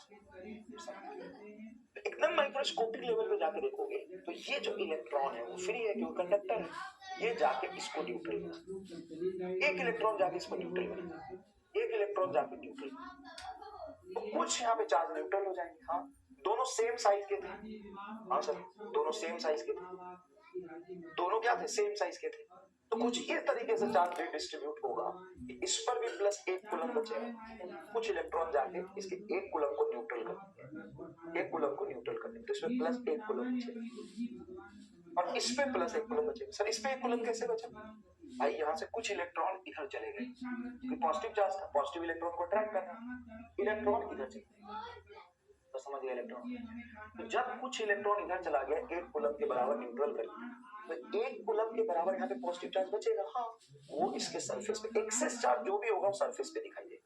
Access charge on conductor always appears on the surface, excess charge on conductor always appears on the surface, मतलब यहाँ पे भी 1 कूलम दिखाई देगा। तो बताओ अगर एकदम डीप में जाके देखो तो यहाँ से यहाँ चार्ज ट्रांसफर हुआ है कि ये न्यूट्रल बॉडी से कुछ इलेक्ट्रॉन यहाँ जाएगा, 2 कूलम में से 1 कूलम को न्यूट्रलाइज कर देगा, बचेगा 1 कूलम, और 1 कूलम के बराबर नेगेटिव चार्ज यहाँ आ गया, यहाँ 1 कूलम के बराबर नेगेटिव चार्ज की डिफिशिएंसी है, तो प्लस 1 कूलम के बराबर यहाँ पे पॉजिटिव चार्ज। इतना डीप में एक्सप्लेनेशन ना तो एनसीईआरटी में लिखा है, ना तो आज तक कोई किताब लिखा जिसमें इतना डीप एक्सप्लेनेशन ना तो एनसीईआरटी में है, ना तो आज तक कोई किताब लिखा जिसमें ये है, और हमको इतना डीप नहीं समझ पढ़ना भी नहीं पता है। तुम्हें ओवरऑल इफेक्ट क्या देखना है? सर ये न्यूट्रल है और 2 कूलम चार्ज थे, सेम साइज के, तो आधा आधा बांट लेंगे, इस पे 1 कूलम और इस पर एक फ्लो करके इधर 1 कूलम आ गया, बस तुमको इतना ही समझना है। और अगर तू इतना समझ गया बेटा, एक्चुअल में तेरा काम हो गया। तुमको इतना ही समझना है कि दोनों सरफेस पर 1-1 कूलम चार्ज बचेगा। सर पूरा क्यों नहीं गया? अरे अपना तुरंत थोड़ी ना दूसरे को दे देगा। मान ले तेरे पास 10 रुपए, तेरा दोस्त भिखारी तेरे पास आया, तो क्या 10 रुपए उसको दे देगा? बता, क्या 10 रुपए पूरा का पूरा उसको दे देगा? रिपीट कर दो, ठीक है रिपीट, कोई दिक्कत नहीं, पूरा रिपीट कर दो। देख बेटा समझाता हूँ क्यों, क्योंकि मुश्किल है और इतना डिटेल में कोई नहीं समझाता है। एक्चुअल में समझने की जरूरत नहीं है, लेकिन फिर भी मैं तुम्हें समझाता हूँ एकदम डीप में क्या हुआ है। मैं दोबारा बता दूं, देख यहाँ पे total plus 2 coulomb extra charge है, तो एक्स्ट्रा चार्ज कहाँ रहता है? सरफेस पर रहता है। क्लियर है बेटा? क्लियर है। ये न्यूट्रल है, तो न्यूट्रल का मतलब क्या हो गया? इस पर कोई चार्ज नहीं होगा कि कुछ चार्ज होंगे, प्लस और माइनस बराबर होंगे। तो न्यूट्रल का मतलब है जितने प्लस होंगे उतने माइनस, जितने प्लस होंगे उतने माइनस। तो इसके अंदर भी तो न्यूट्रलिटी के लिए प्लस माइनस अंदर में होगा, जितना प्लस उतना माइनस इससे सरफेस पर दिखाई देगा। ये फोटो अगर क्लियर है तो ओके लिख बेटा, अगर ये फोटो क्लियर है तो ओके लिख दे प्लीज, प्लीज आई रिक्वेस्ट। ये फोटो ओके है तो बता दो। ये तो इनिशियल है ना बेटा, ये तो इनिशियल है ना बेटा। इस पर टोटल चार्ज है प्लस 2 कूलम और ये न्यूट्रल है, इस पर टोटल चार्ज है 0। जितना प्लस उतना माइनस, जितना प्लस उतना माइनस, कोई एक्स्ट्रा चार्ज नहीं है। तो नेट चार्ज क्या है जी?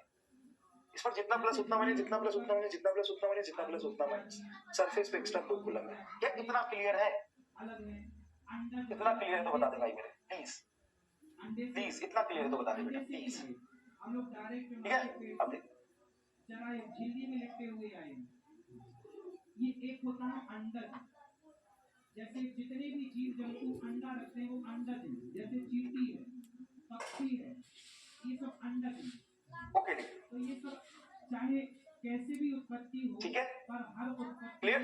अब कनेक्टेड विथ कोई बात नहीं बेटा, रिपीट कर देता हूँ, कोई दिक्कत नहीं। कनेक्टेड विथ वायर, कोई बात नहीं, रिपीट कर देते हैं यार, कोई दिक्कत नहीं। कनेक्टेड विथ वायर, तू भी सीख ले, किसी को पढ़ाना अगर उसको मजा आ जाए, इसको तू ये बताए अंदर में एक्चुअल में क्या होता है, उसको मजा आ जाएगा सच में। ये तुम सबको पढ़ाना है, किसी को, अपने दोस्तों को, सब जेई का हो, किसी भी का हो, जेई वालों को पढ़ाना है, ठीक है।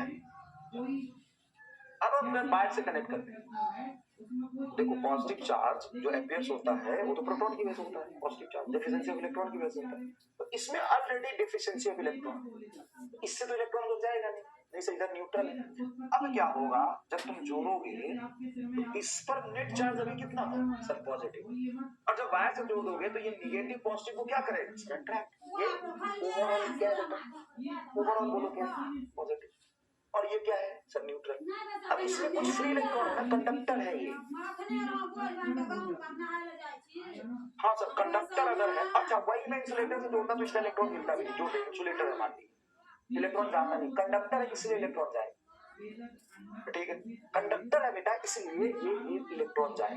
तो यहाँ से कुछ इलेक्ट्रॉन फ्लो करके पॉजिटिव से अट्रैक्ट होकर यहाँ पे जाके न्यूट्रल कर देगा, ये जाके न्यूट्रल कर देगा, ये जाके न्यूट्रल कर देगा, ये जाके न्यूट्रल कर, ये कुछ जाके कुछ रहेगा।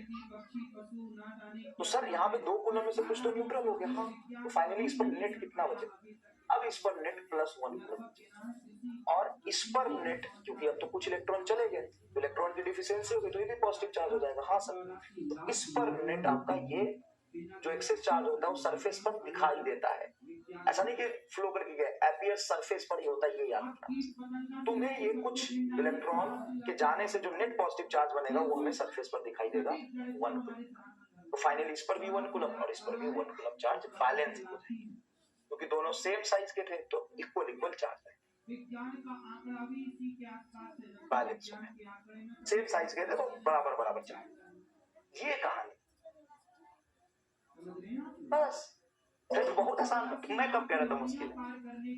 तो फिर आसान है तो इतना क्यों नहीं बताते? क्योंकि इतनी जरूरत नहीं होती डीप में जाने। चल तो बताते क्या है, बताते क्या है? क्या बताते हैं? ये तो मेरा था एकदम डीप एक्सप्लेनेशन, डीप एक्सप्लेनेशन, एकदम डीप एक्सप्लेनेशन कि एक्चुअल में चार्ज इलेक्ट्रॉन के झोल से ही होता है। तो एक्चुअल में क्या हुआ, ये न्यूट्रल था तो कुछ इलेक्ट्रॉन चले गए, तो कुछ इलेक्ट्रॉन की कमी हुई तो पॉजिटिव चार्ज, और यहाँ पे कुछ इलेक्ट्रॉन आया तो प्लस, वो इलेक्ट्रॉन माइनस है वो पहले से प्लस था तो कुछ प्लस को कम कर देगा, तो यहाँ पे नेट प्लस हो गया। अंडरस्टूड? हाँ, जो सर ये तो डीप कंसेप्ट हो गया, डीप एक्सप्लेनेशन, एकदम डीप एक्सप्लेनेशन। वैसे क्या पढ़ना होता है, वैसे पता है क्या पढ़ना होता है? जब भी एक चार्ज कंडक्टर को दूसरे चार्ज या अनचार्ज कंडक्टर से जोड़ते हैं तो चार्ज रिडिस्ट्रीब्यूट, या एक चार्ज कंडक्टर को दूसरे न्यूट्रल कंडक्टर से जोड़ते हैं या टच कराते हैं तो ये उस पर कुछ चार्ज फ्लो करा देता है। इसी मेथड को हम कहते हैं कंडक्शन। ये समझना है। Charging on by conduction, on conduction नहीं, charging by conduction, charging by conduction for conductor only, not for insulator, not for insulator. Insulator के लिए सही नहीं होता। क्यों? क्योंकि इंसुलेटर में चार्ज फ्लो नहीं करके जाएगा ना, इंसुलेटर को रगड़ना पड़ेगा। तो ये किसके लिए होता है? सिर्फ और सिर्फ कंडक्टर के लिए conduction. In charging by conduction one body must be initially charged. In charging by conduction one body must be initially charge. क्यों सर? अब मान लो ये न्यूट्रल है, ये न्यूट्रल है, तार से जोड़ दोगे तो क्या होगा? दो न्यूट्रल थोड़ी ना झंझनाहट होगा। बात तो सही है। एक न्यूट्रल को दूसरे न्यूट्रल से जोड़ देंगे तो कोई फर्क थोड़ी ना पड़ेगा बेटा, इससे कोई फर्क नहीं पड़ेगा। क्या करना होगा? एक चार्ज को दूसरे से जोड़ेंगे तब उस पर चार्ज कुछ देगा। When one charge body placed in a contact with other neutral body, then some charge flows to other body। तुम्हें ये बस मोटा मोटा इफेक्ट पढ़ना है, तुम समझ लो, एक्सप्लेनेशन नहीं पढ़ना। तुम्हें पता है क्या पढ़ना है? सब डायरेक्ट इफेक्ट पढ़ना है। सब बहुत आसान है। हाँ, वो एक्सप्लेनेशन बचा के रख। और मैं ईमानदारी से बता रहा हूँ, किसी को समझाना और कमेंट में आके बताना तूने कितने लोगों को समझा रहा, उसको समझ में आएगी नहीं आए। ठीक है। Hence A is positively charged body. Hence a positively charged body can cause more body to get positively charged. एक positive charge can cause of more body to get positively charged. एक positive charge body बहुत सारे body को charge कर सकता है। Also one negative charged body can cause more to get negatively charged। क्योंकि अगर इसके पास पॉजिटिव और ये न्यूट्रल है तो कुछ पॉजिटिव फ्लो करेगा। मान ले निगेटिव है और ये न्यूट्रल है तो कुछ निगेटिव फ्लो करेगा और निगेटिव निगेटिव बराबर हो जाएगा। सर समझ में आ गया? अब ये सवाल है भाई, इतना आसान इतना आसान इतना आसान, किसने सोच ही ना होगा कितना आसान। तो कितना आसान देखो, find charge on each when they are placed in a contact. ये एक 8 कूलम चार्ज है, ये 0 कूलम चार्ज है। Both are of same size, both are of same size. तो खुद बता कमेंट बॉक्स में क्या होगा चार्ज। तो मजा आ गया भाई, चार्ज तो टोटल कंजर्व रहता है। हाँ, तो ये 0 है, ये 8 कूलम है, तो दोनों पे चार्ज कूलम बचेगा। ये कितने फिजिक्स बनाया है नाला, इतना आसान बना दिया, कोई चैलेंज ही नहीं है यार। दोनों पर प्लस 4 कूलम प्लस 4 कूलम होगा, दैट्स इट।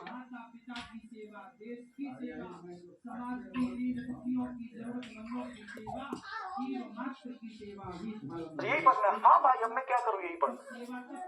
आप जाके क्लास में लग रहा है 2 दिन में तो हमारा गैस सूख गया था। क्या सूख गया था?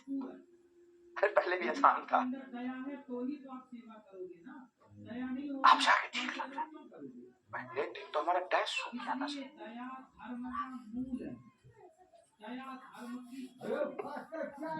गैस मतलब बेटा जी किस्मत की हवा, कभी नरम नरम कभी गरम गरम। चल देख, एक स्फीयर है, हाँ है सर, उस पे 8 कूलम का चार्ज है। एक दूसरा स्फीयर है, उस पे -4 कूलम का चार्ज, सेम साइज का है। Find charge on each sphere when की इज सेम साइज का लिखा हुआ है, की क्लोज करेंगे। अब बताओ दोनों स्फीयर पे कितना कितना चार्ज है। इसमें डाउट क्या रहा है क्या भाई? बता, मैं बताऊंगा क्या आ रहा है, बता। इसमें भी डाउट है, डाउट देख लेता हूँ भाई, कह रहा डाउट देख। कल क्लास हो गया नहीं? कल क्लास नहीं होगी भाई। आप बताओ। साइज और शेप सेम नहीं होगा तो क्या होगा? नवीन कुमार, तीसरी परिभाषा धर्म की क्या हो सकती है आपके हिसाब से?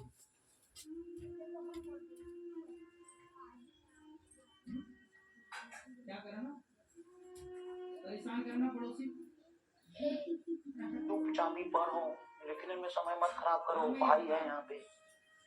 हाँ, धर्म में तो हम देख लेंगे। सत्य समाना, सत्य ही सेम नेचर का चार्ज होगा। हाँ बेटा, सेम नेचर का चार्ज हमेशा, देखो एक चार्ज से दूसरा न्यूट्रल, तुम बराबर बराबर चार्ज बांटोगे, टोटल चार्ज करो, सेम नेचर का चार्ज ही तो जाएगा ना उधर। तो इसमें कोई कंफ्यूजन है क्या भाई? नहीं भाई, दोनों कंडक्टर अगर है, इस पर 8 कूलम, इस पर -4 कूलम, तो सबसे पहले चार्ज हमेशा कंजर्व रहता है आइसोलेटेड सिस्टम में, तो इन्हीं दोनों को जोड़े हो, दोनों पे चार्ज हमेशा कंजर्व रहता है। 8 और -4 का टोटल चार्ज क्या बनेगा? सर ये 8 कूलम -4 कूलम +4 कूलम बनेगा, और नेट बनेगा ही +4 कूलम। तो ये दोनों आपस में 2-2 कूलम बांटेगा, क्योंकि सेम साइज है तो आधा आधा बांट लेगा। तो charge on each sphere is 2 coulomb. Charge on each sphere is 2 coulomb. Sir ये तो कंडक्शन से चार्ज नहीं हुआ, पहले से दोनों चार्ज था बेटा, लेकिन ऐसा सवाल ही पूछ सकते हैं। 2 कूलम ऑन ईच स्फीयर। अच्छा, एक कह रहा है कि सर इस पर चार्ज और इस पर 0, ऐसे कैसे भाई? ऐसा तुम कभी अच्छा लगता है? ऐसा अच्छा लगेगा? इस पर 4 कूलम और इस पर 0 अच्छा लगेगा? तो खुद देख के बता। तो कंजर्वेशन ऑफ चार्ज ध्यान रखना, कंजर्वेशन ऑफ चार्ज को ध्यान रखना। तो हमारे पास वो लोग नहीं होंगे जिन लोगों के कारण आपने झूठ बोला। 2 कूलम और ईच। चार्ज तो कंजर्व करेगा ना, ये अभी क्यों आपने झूठ क्यों बोला? टोटल चार्ज टोटल कितना है? 4 कूलम, उस 4 कूलम का आधा। बच्चों के लिए भी झूठ बोला होगा, अपने पाप के लिए 4 कूलम का आधा, अपने स्वार्थ के लिए। तो ठीक है, लेकिन अलग अलग साइज का होगा तो क्या होगा? भाई बैठा है ना, देख कर एक चीज जो अगले चैप्टर में बेटा पढ़ना है, वैसे अभी याद रख लो, बहुत आसान चीज है। चार्ज रखने की कैपेसिटी जो स्फीयर पे होती है ना, जब दो वायर को कनेक्ट करते हैं, एक स्फीयर कितना चार्ज रखता है, चार्ज रखने की जो कैपेसिटी वो उसके रेडियस के प्रोपोर्शनल, जितना बड़ा रेडियस होगा उतना बड़ा स्फीयर होगा, उतना ज्यादा चार्ज रखेगा। अच्छा, इससे पहले एक सवाल और कराना था भाई, सॉरी एक चीज भूल गया, कंडक्टर इंसुलेटर के आते से हो जाता है कभी, एक चीज भूल गया, वो देखना। मान लो बेटा एक सॉलिड स्फीयर है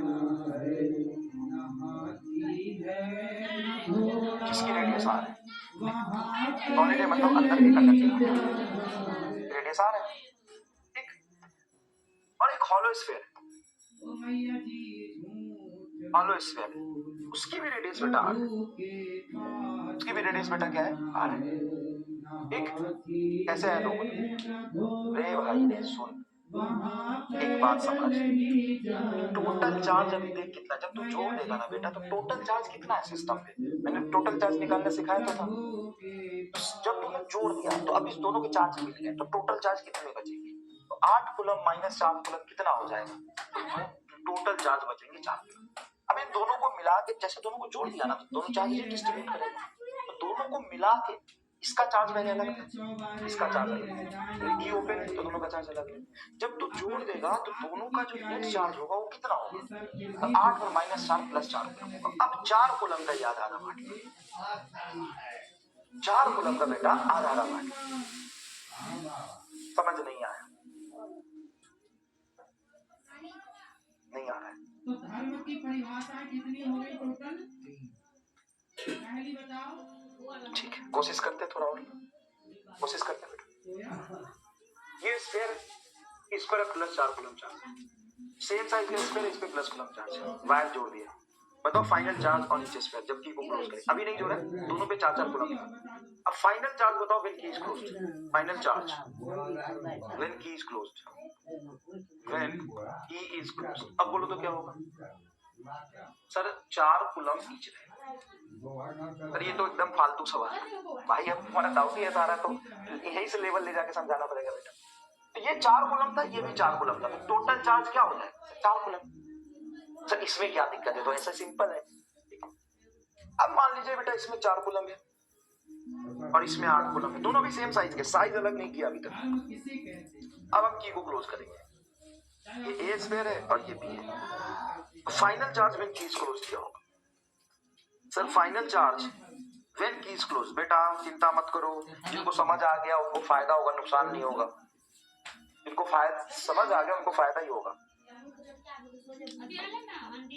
कोई बात नहीं बेटा, स्पैम कर रहे हैं तो किसी दिन तो मेरी हालात पे तरस खाएंगे ना। देखो कितना भोला आदमी है यार, स्पैम करते समझा देता है, किसी दिन तो तरस खाएगा। एक दिन नहीं खाएगा, 2 दिन नहीं खाएगा, 4 दिन नहीं खाएगा, किसी दिन तो मास्टर पे तरस खाएगा। कितना नाइंसाफी करेगा बता, कितना नाइंसाफी कर सकता है कोई इंसान? है तो भी बच्चा ही है, किसी दिन तो मास्टर पे तरस खाएगा। अरे छोड़ो यार, मास्टर को रहने देंगे, अब नहीं करेंगे इसमें, कोई बात करने दे इसमें। देख फाइनल चार्ज व्हेन की इज क्लोज्ड, तो फाइनल चार्ज यहीं पर क्या होगा बता। देखो जब सेम साइज के स्फीयर होते हैं तो बराबर बराबर चार्ज बांटते हैं, क्योंकि अभी बोला चार्ज इज प्रोपोर्शनल टू क्या होता है, रेडियस। तो सेम रेडियस का तो फाइनल चार्ज सेम रहेगा, +8 गुना। तो अब दोनों को जोड़ ले, टोटल चार्ज कितना है, नेट चार्ज कितना है, तो 8 और 4। देखो दोनों अलग अलग थे तो अलग अलग चार्ज था, जब जोड़ लोगे तो दोनों का चार्ज कॉमन हो जाएगा, एक बॉडी हुई तो 8 और 4 12। ठीक है, तो टोटल सिस्टम में हो गए 12। तो पहला और दूसरा दोनों बॉडी 6-6 कूलम रखेगा चार्ज। ले भाई, अब देख एक स्फीयर है, +12 कूलम चार्ज है, एक ये स्फीयर है -18 कूलम चार्ज है। अब बता मजा आ जाएगा, ये ए है और ये बी है। बेटा स्ट्रैपिंग किया, इसमें देख फायदा किसका हुआ, तेरा ही ना। क्वेश्चन की प्रैक्टिस कौन किया, तू किया। वो किया, इसमें फायदा किसका, करना बेटा खूब इस पर रगड़ के पढ़ा। तो इस पे 12 कूलम है, इस पे -18 कूलम है, इसका चार्ज अलग, इसका चार्ज अलग। लेकिन जब हम की को क्लोज करेंगे तो नेट चार्ज दोनों का कॉमन हो जाएगा, तो कितना बचेगा, 12 - 18 होगा -6। तो ए पर और बी पर सेम साइज है, हाँ, तो दोनों पर चार्ज हो जाएंगे बेटा जी -3 कूलम ईच, बराबर बराबर चार्ज बांटेगा। ठीक है प्रभु, लो भाई ठीक है। अब सुनना, एक कंडक्टिंग हॉलो स्फीयर है और एक है कंडक्टिंग सॉलिड स्फीयर, दोनों कंडक्टर है। मेटल और कंडक्टिंग लिखो एक ही बात होता है, conducting solid sphere, conducting hollow sphere. अब दोनों को मैं चार्ज दूंगा, तो ज्यादा चार्ज होल्ड करने की कैपेसिटी किसकी है, ज्यादा चार्ज होल्ड करने की कैपेसिटी किसकी है बताइए, ज्यादा चार्ज होल्ड करने की कैपेसिटी किसकी है, कौन ज्यादा चार्ज रख सकता है अपने सरफेस पर। तो maximum charge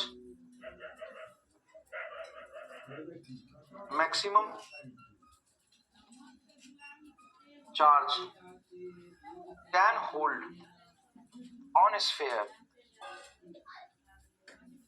maximum charge can hold on both the sphere is same, can hold on both the sphere is same, both the sphere is same। Maximum charge hold करने की कैपेसिटी दोनों sphere पे same होती है, solid नहीं, मात खा गया। Maximum charge can hold on both the sphere is same. क्यों, क्योंकि कंडक्टर पे जब हम चार्ज देते हैं तो सरफेस पे रहता है, अंदर तो रहेगा नहीं, और दोनों सेम साइज का है। तो भाई इसके सरफेस पर जितना मैक्सिमम चार्ज रह सकता है उतना ही मैक्सिमम चार्ज उस पर भी रह सकता है, साइज तो सेम है।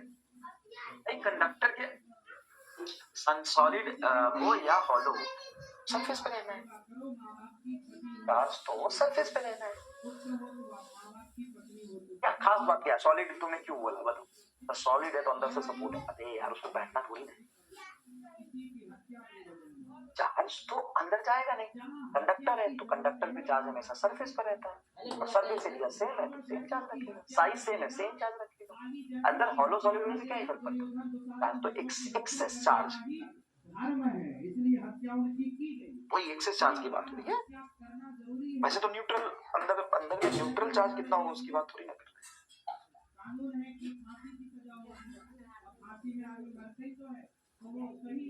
क्लियर, वाई अंदर तो न्यूट्रल चार्ज होता ना, मैं एक्स्ट्रा चार्ज कितना मैं रख सकता हूँ उसकी बात कर रहा हूँ। तो मैंने क्या क्या बोला? चार्ज रखने की जो कैपेसिटी होती है वो रेडियस के प्रोपोर्शनल होती है। अब देखो, initially charge on sphere Q1 and Q2 having radius R1 R2. Charge on a sphere is Q1 of radius R1 and charge R1 radius R2 radius charge Q2. ये की तुम्हारा ओपन है, तो पहले तो कितना ही चार्ज रख दो, लेकिन जब इसका की क्लोज करोगे तो फाइनल चार्ज कितना आएगा उसके बाद, फाइनल चार्ज कितना आएगा उसके बाद। अब ध्यान से देखना, ध्यान से देखना। Initially charge on A sphere is Q1 and Q2 having radius R1 and R2 respectively. Then find charge on each sphere. When place the contact, उसको कांटेक्ट में रख दो, या place in touch with each other और connected with a wire, और connected with wire. Wire से connect करना, touch कराना, यहाँ पे एक ही चीज है, टच करा दोगे तो भी चार्ज फ्लो कर जाएगा, वायर से कनेक्ट कर दोगे तो भी चार्ज। तो अब इस पर फाइनल चार्ज क्या होगा? तो साइज तो सेम नहीं है, नहीं साइज तो अलग अलग है। तो मान लो इस पर फाइनल चार्ज है QA डैश, पहले वाले पे Q1 डैश, QA डैश बोल देते हैं, और दूसरे वाले बोल देते हैं QB डैश। तो जो चार्ज रखने की कैपेसिटी होती है रेडियस के प्रोपोर्शनल होता है। तो पहले वाले पे जो फाइनल चार्ज आएगा QA डैश बटा QB डैश, इसके रेडियस के प्रोपोर्शनल होगा R1 प्लस बटा R2। इसमें कोई दिक्कत है क्या? नहीं सर, ये तो आसान बात है। और according to law of conservation of charge, according to law of conservation of charge, conservation of charge, according to law of conservation of charge, law of conservation of charge के अकॉर्डिंग बेटा, law of conservation of charge के according initially total charge कितने थे इसके, सब जोड़ते हो ना, 6 4 12 किया था, 12 और -18 को -6 किया था, टोटल चार्ज कितना था sir? Q1 plus Q2, 1 plus Q2। Final charge कितना है sir? QA dash plus QB dash. ये तो लॉ वैलिड होगा। तो putting the value of QB dash from equation 1 to 2, ये खुद करो कैलकुलेशन फटाफट, इक्वेशन देख लो, इक्वेशन देख लो, खुद करो फटाफट solve. Putting the value of QB dash from equation 1 to 2, putting the value of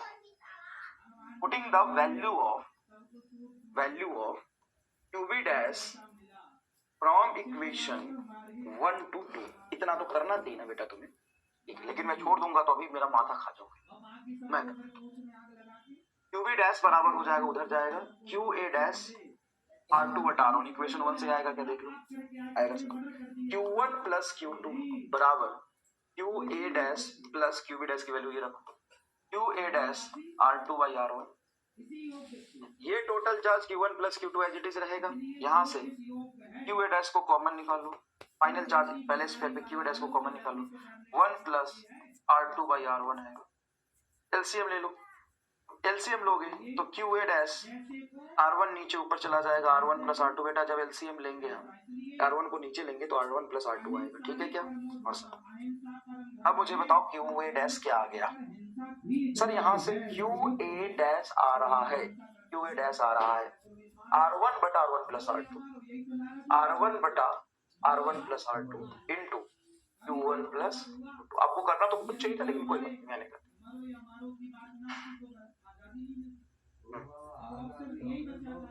break चाहिए, ठीक है ठीक है ठीक है। पर कैलकुलेशन नहीं समझ में आता बेटा, ये तो आपको समझना पड़ेगा, ये तो आपको समझना पड़ेगा ना।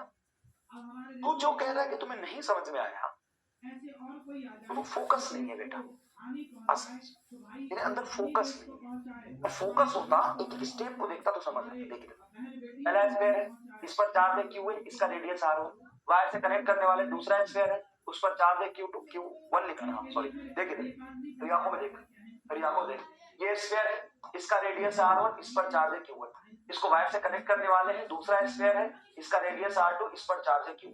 जब हम की को क्लोज कर देंगे तो इस पर चार्ज आ गया तुम्हारा QA डैश, इस पर चार्ज आ गया Q2 dash. Law of conservation of charge के अकॉर्डिंग हम ये कहते हैं, जब तुमने जोड़ दिया तो पहले Q1 प्लस Q2 बराबर Q1 dash plus Q2 dash, और रेशियो ऑफ चार्ज Q1 बटा Q2 रेडियस के प्रोपोर्शनल होता है। तो पहले पर फाइनल चार्ज बटा दूसरे पर फाइनल चार्ज, पहले का रेडियस बटा दूसरे का रेडियस होगा। तो यहाँ से हम कह सकते हैं Q1 डैश बराबर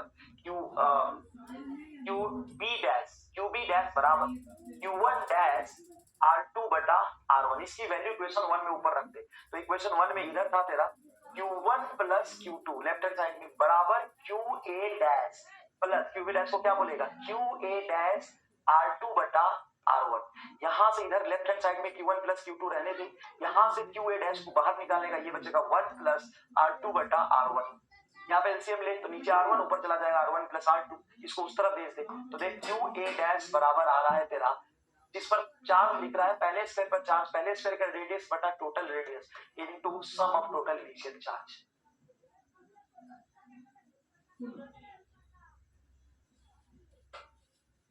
भगवान कैसे हैं, साकार या निराकार? देख Q1 प्लस Q2 बराबर QA डैश और QB डैश। चार्ज जो होल्ड करने की कैपेसिटी है पहले पर पहले रेडियस के प्रोपोर्शनल, दूसरे पर दूसरे रेडियस के प्रोपोर्शनल। यहाँ से Q2 डैश की वैल्यू Q2 डैश को यहाँ ले जाएंगे तो Q1 R2 बाई R1, देख Q1 dash R2 by R1 इसकी वैल्यू उसमें रख दी।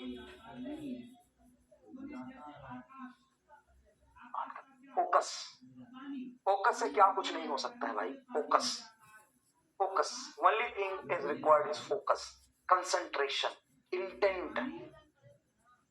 Repeat 1 to 2 repeat 1 and 2।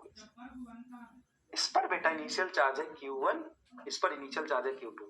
जब ये अलग अलग है तो चार्ज कितना भी रखो इसकी गिवन चार्ज से कोई फर्क नहीं पड़ता। ऐसा नहीं कि ये Q1 directly proportional to R1, ये अलग अलग है। जब हम कनेक्ट कर देते हैं आफ्टर कनेक्टिंग तो इसका रेडियस R1 इसका रेडियस R2, इस पे चार्ज है Q1 Q2। जब हम इसको वायर से जोड़ देते हैं तो जब बेटा जब हम इसको वायर से जोड़ेंगे ना तो ये हमने मान लिया है लेट, और ये भी हमने मान लिया है लेट।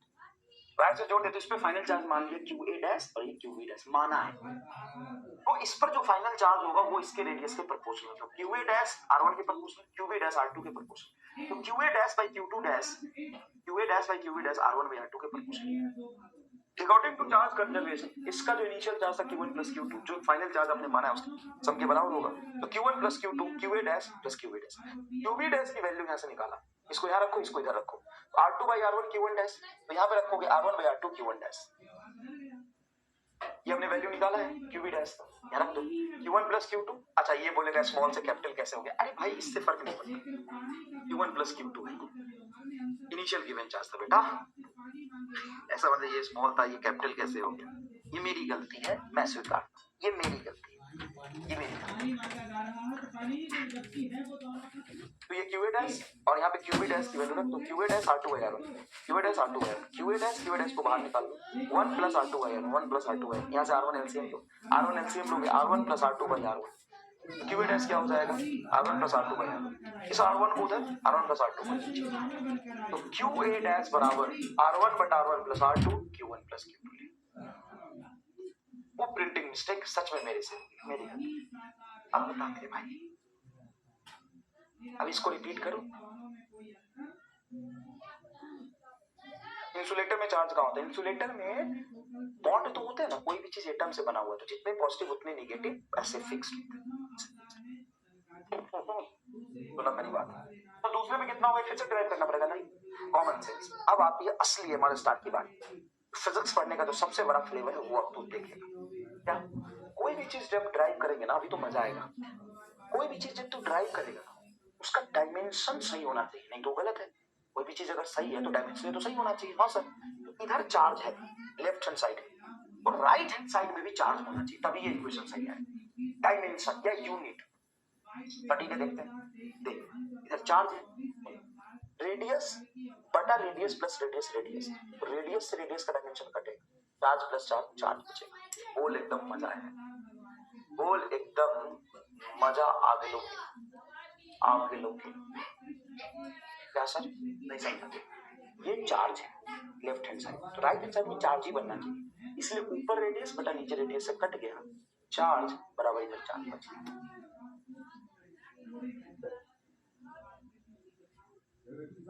अरे कम करता, इसको विजुअलाइज करना पड़ेगा। अब जब ये तूने देखा, जब तुमने ये देखा दिल में थोड़ी सुकून आएगी नहीं, हाँ सर ये तो मजा आ गया सर, अब थोड़ा और समझना है, इतना ही नहीं अभी और। मैंने पहले बताया कि जब हम कनेक्ट कर देते हैं तो जब चार्ज होता है उस स्फेयर पे उसके रेडियस के प्रोपोर्शनल होता है। हाँ, तो पहले स्फेयर पर चार्ज पहले के रेडियस के प्रोपोर्शनल बटा total radius into total charge initial था। तो दूसरे स्फेयर पर जब चार्ज होगा, तो चल जा रे चाचा चल जा, हर क्लास में क्या होता है, तो बोर्ड उखाड़ के फेंक दूंगा, मैं फेंक भी दूंगा, मजाक नहीं करता, मैं फेंक भी देता हूँ। तोड़ फोड़ चलता रहता है बेटा, घबराना मत कभी ज्यादा। दिल अगर कमजोर है तो दवाई खा लेना। देखिए क्यूबी डैश, क्यूबी डैश है, क्यूबी डैश दूसरे स्फीयर पर चार्ज दूसरे रेडियस के प्रोपोर्शन, डायमेंशन मैच कराने के लिए total radius into total initial charge.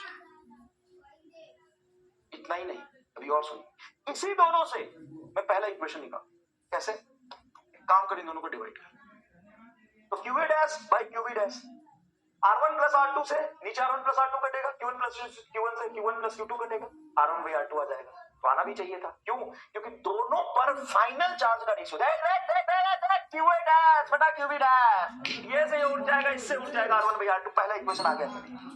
अरे सर थोड़ा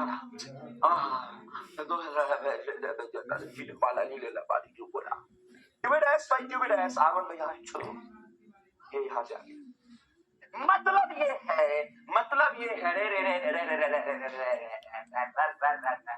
पहले स्फीयर पर फाइनल चार्ज होगा पहले का रेडियस बटा total radius into total initial, दूसरे पर फाइनल चार्ज होगा दूसरे का रेडियस बटा total radius into total initial charge. कैसी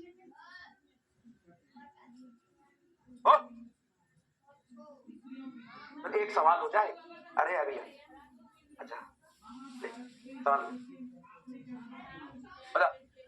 ये स्फीयर A है जिसकी रेडियस है R, ये स्फीयर B है जिसकी रेडियस है 2R, फिर की इज क्लोज्ड, की इज क्लोज्ड। जब की को क्लोज करेंगे तो पहले पर जो फाइनल चार्ज होगा, पहले का रेडियस R बटा टोटल रेडियस R और 2R 3R into total initial charge 5 coulomb minus 17 coulomb, 5 में से 17 जाएगा माइनस 12, R से R कटेगा 1/3 इनटू 17 में से 5 जाएगा माइनस 12 मतलब माइनस 4, ये वाला ना। और आप दूसरे पर भी निकालने की जरूरत नहीं, क्यों? क्योंकि इन दोनों को जोड़ के टोटल कितना आया -12 में से -4 इस पर आया, तो ऑब्वियस सी बात है दूसरे पर -8 कूलम होगा, तभी तो जोड़ के -12 आएगा, ये दोनों जोड़कर फाइनल दोनों जोड़ के 12 आना चाहिए था। इस तरफ की भैया बताएं वो झोले वाली भैया, महाभारत से क्या सीखना आपने? न्यू कार, आज मैंने गाड़ी खरीदी है BMW।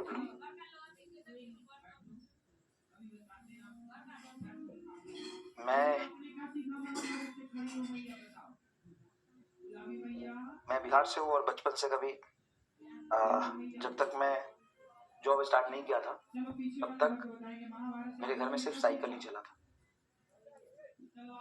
तो साइकिल ही थे मेरे पापा के पास, मेरे नाना के पास, सबके पास साइकिल था और बैंक में कोई अकाउंट नहीं था। लेकिन जब मुझे हो गया आज 2013 से लेके 2024 तक 11 साल लगभग, तो जब मैं जॉब किया था ना, पहला जॉब किया था, तभी मेरे घर का पहला बैंक अकाउंट खुला था 2014, उससे पहले बैंक अकाउंट नहीं था मेरे घर।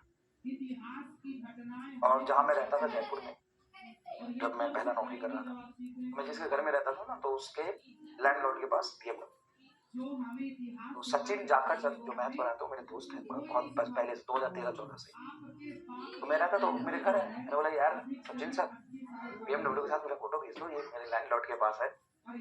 वो बहुत स्वाभिमानी आदमी था, लेकिन नहीं ऐसे कैसे, ये अपना खरीदेंगे तो खींचेंगे, हम कह रहे यार अपना तो क्या खरीदेंगे, चलो कभी देखेंगे, खरीद पाए तो ठीक है, लेकिन फोटो तो खींच दो, इतनी मेहनत करो आगे बढ़ो, अच्छा करो भाई, बस ऐसे कभी कुछ खरीदने से पहले सोचना ना पड़े। और खरीदी भी तो क्या है, बस इस उम्मीद से खरीदी है कि तुम रिजल्ट लाओ, तुमको उस पर घुमाएंगे, वादा रहा मेरा, पक्का घुमाएंगे, ठीक है। चलो आज की क्लास ये खत्म करते बेटा, ठीक है। ये कराऊंगा पर इंडक्शन, ये है पिंकी न्यूट्रल है, Pinky is neutral, neutral Pinky Mahabharat जो सिखाता है और ये पॉजिटिव रामलाल। सबसे श्रेष्ठ भगवद गीता भी रामलाल महाभारत पिंकी को लेके बहुत पॉजिटिव है, वो उसको इम्प्रेस करने के लिए हर संभव कोशिश करता है, पॉजिटिविटी के साथ घूमता है। देखो पॉजिटिव रामलाल, लाल नहीं है ये, लाल ये रामलाल है, महाभारत में आपने क्या ठीक है, पॉजिटिव रामलाल। पहला पिंकी न्यूट्रल है, पिंकी के मन में रामलाल के लिए कुछ नहीं है, न्यूट्रल है, पिंकी इज न्यूट्रल। सुन एक ही बात बताऊंगा, मजा आ जाएगा। सुन, Ramlal is very much positive for the Pinky, always think about Pinky. Ramlal is very much positive about the Pinky, but Pinky is neutral. Pinky does not think about Ramlal, Pinky is neutral, but Ramlal likes Pinky and very much positive, but Pinky is neutral। क्या ये दोनों एक दूसरे को attract कर पाएंगे? ये कहानी हम अगले क्लास में, अब इस पे भी डाउट पूछ देगा सबके सब, इस पे डाउट बताओ मास्टर। अरे ये नेक्स्ट क्लास में लिख देता हूँ, जान आ जाएगा, मैं लिख देता हूँ भाई मेरे, रुको कोई दिक्कत नहीं। ये सवाल करना यार, एक अच्छा सवाल है, होमवर्क देता हूँ, एक और दो होमवर्क देता हूँ। इंडक्शन वाला या डीपीपी में भी सवाल होगा, उसको छोड़ देना प्लीज, नेक्स्ट क्लास में तुम कर लो। इंडक्शन का सवाल डीपीपी में होगा, छोड़ देना प्लीज, छोड़ देना। ये एक होमवर्क करना तो जरा, अच्छा सवाल है, जेई मेन का सवाल है, ठीक है। इंडक्शन के सवाल डीपी में मत करना, ये नेक्स्ट क्लास में हम लोग पढ़ेंगे, नेक्स्ट क्लास में पढ़ेंगे, नेक्स्ट क्लास में डिस्कस करेंगे। Thank you so much.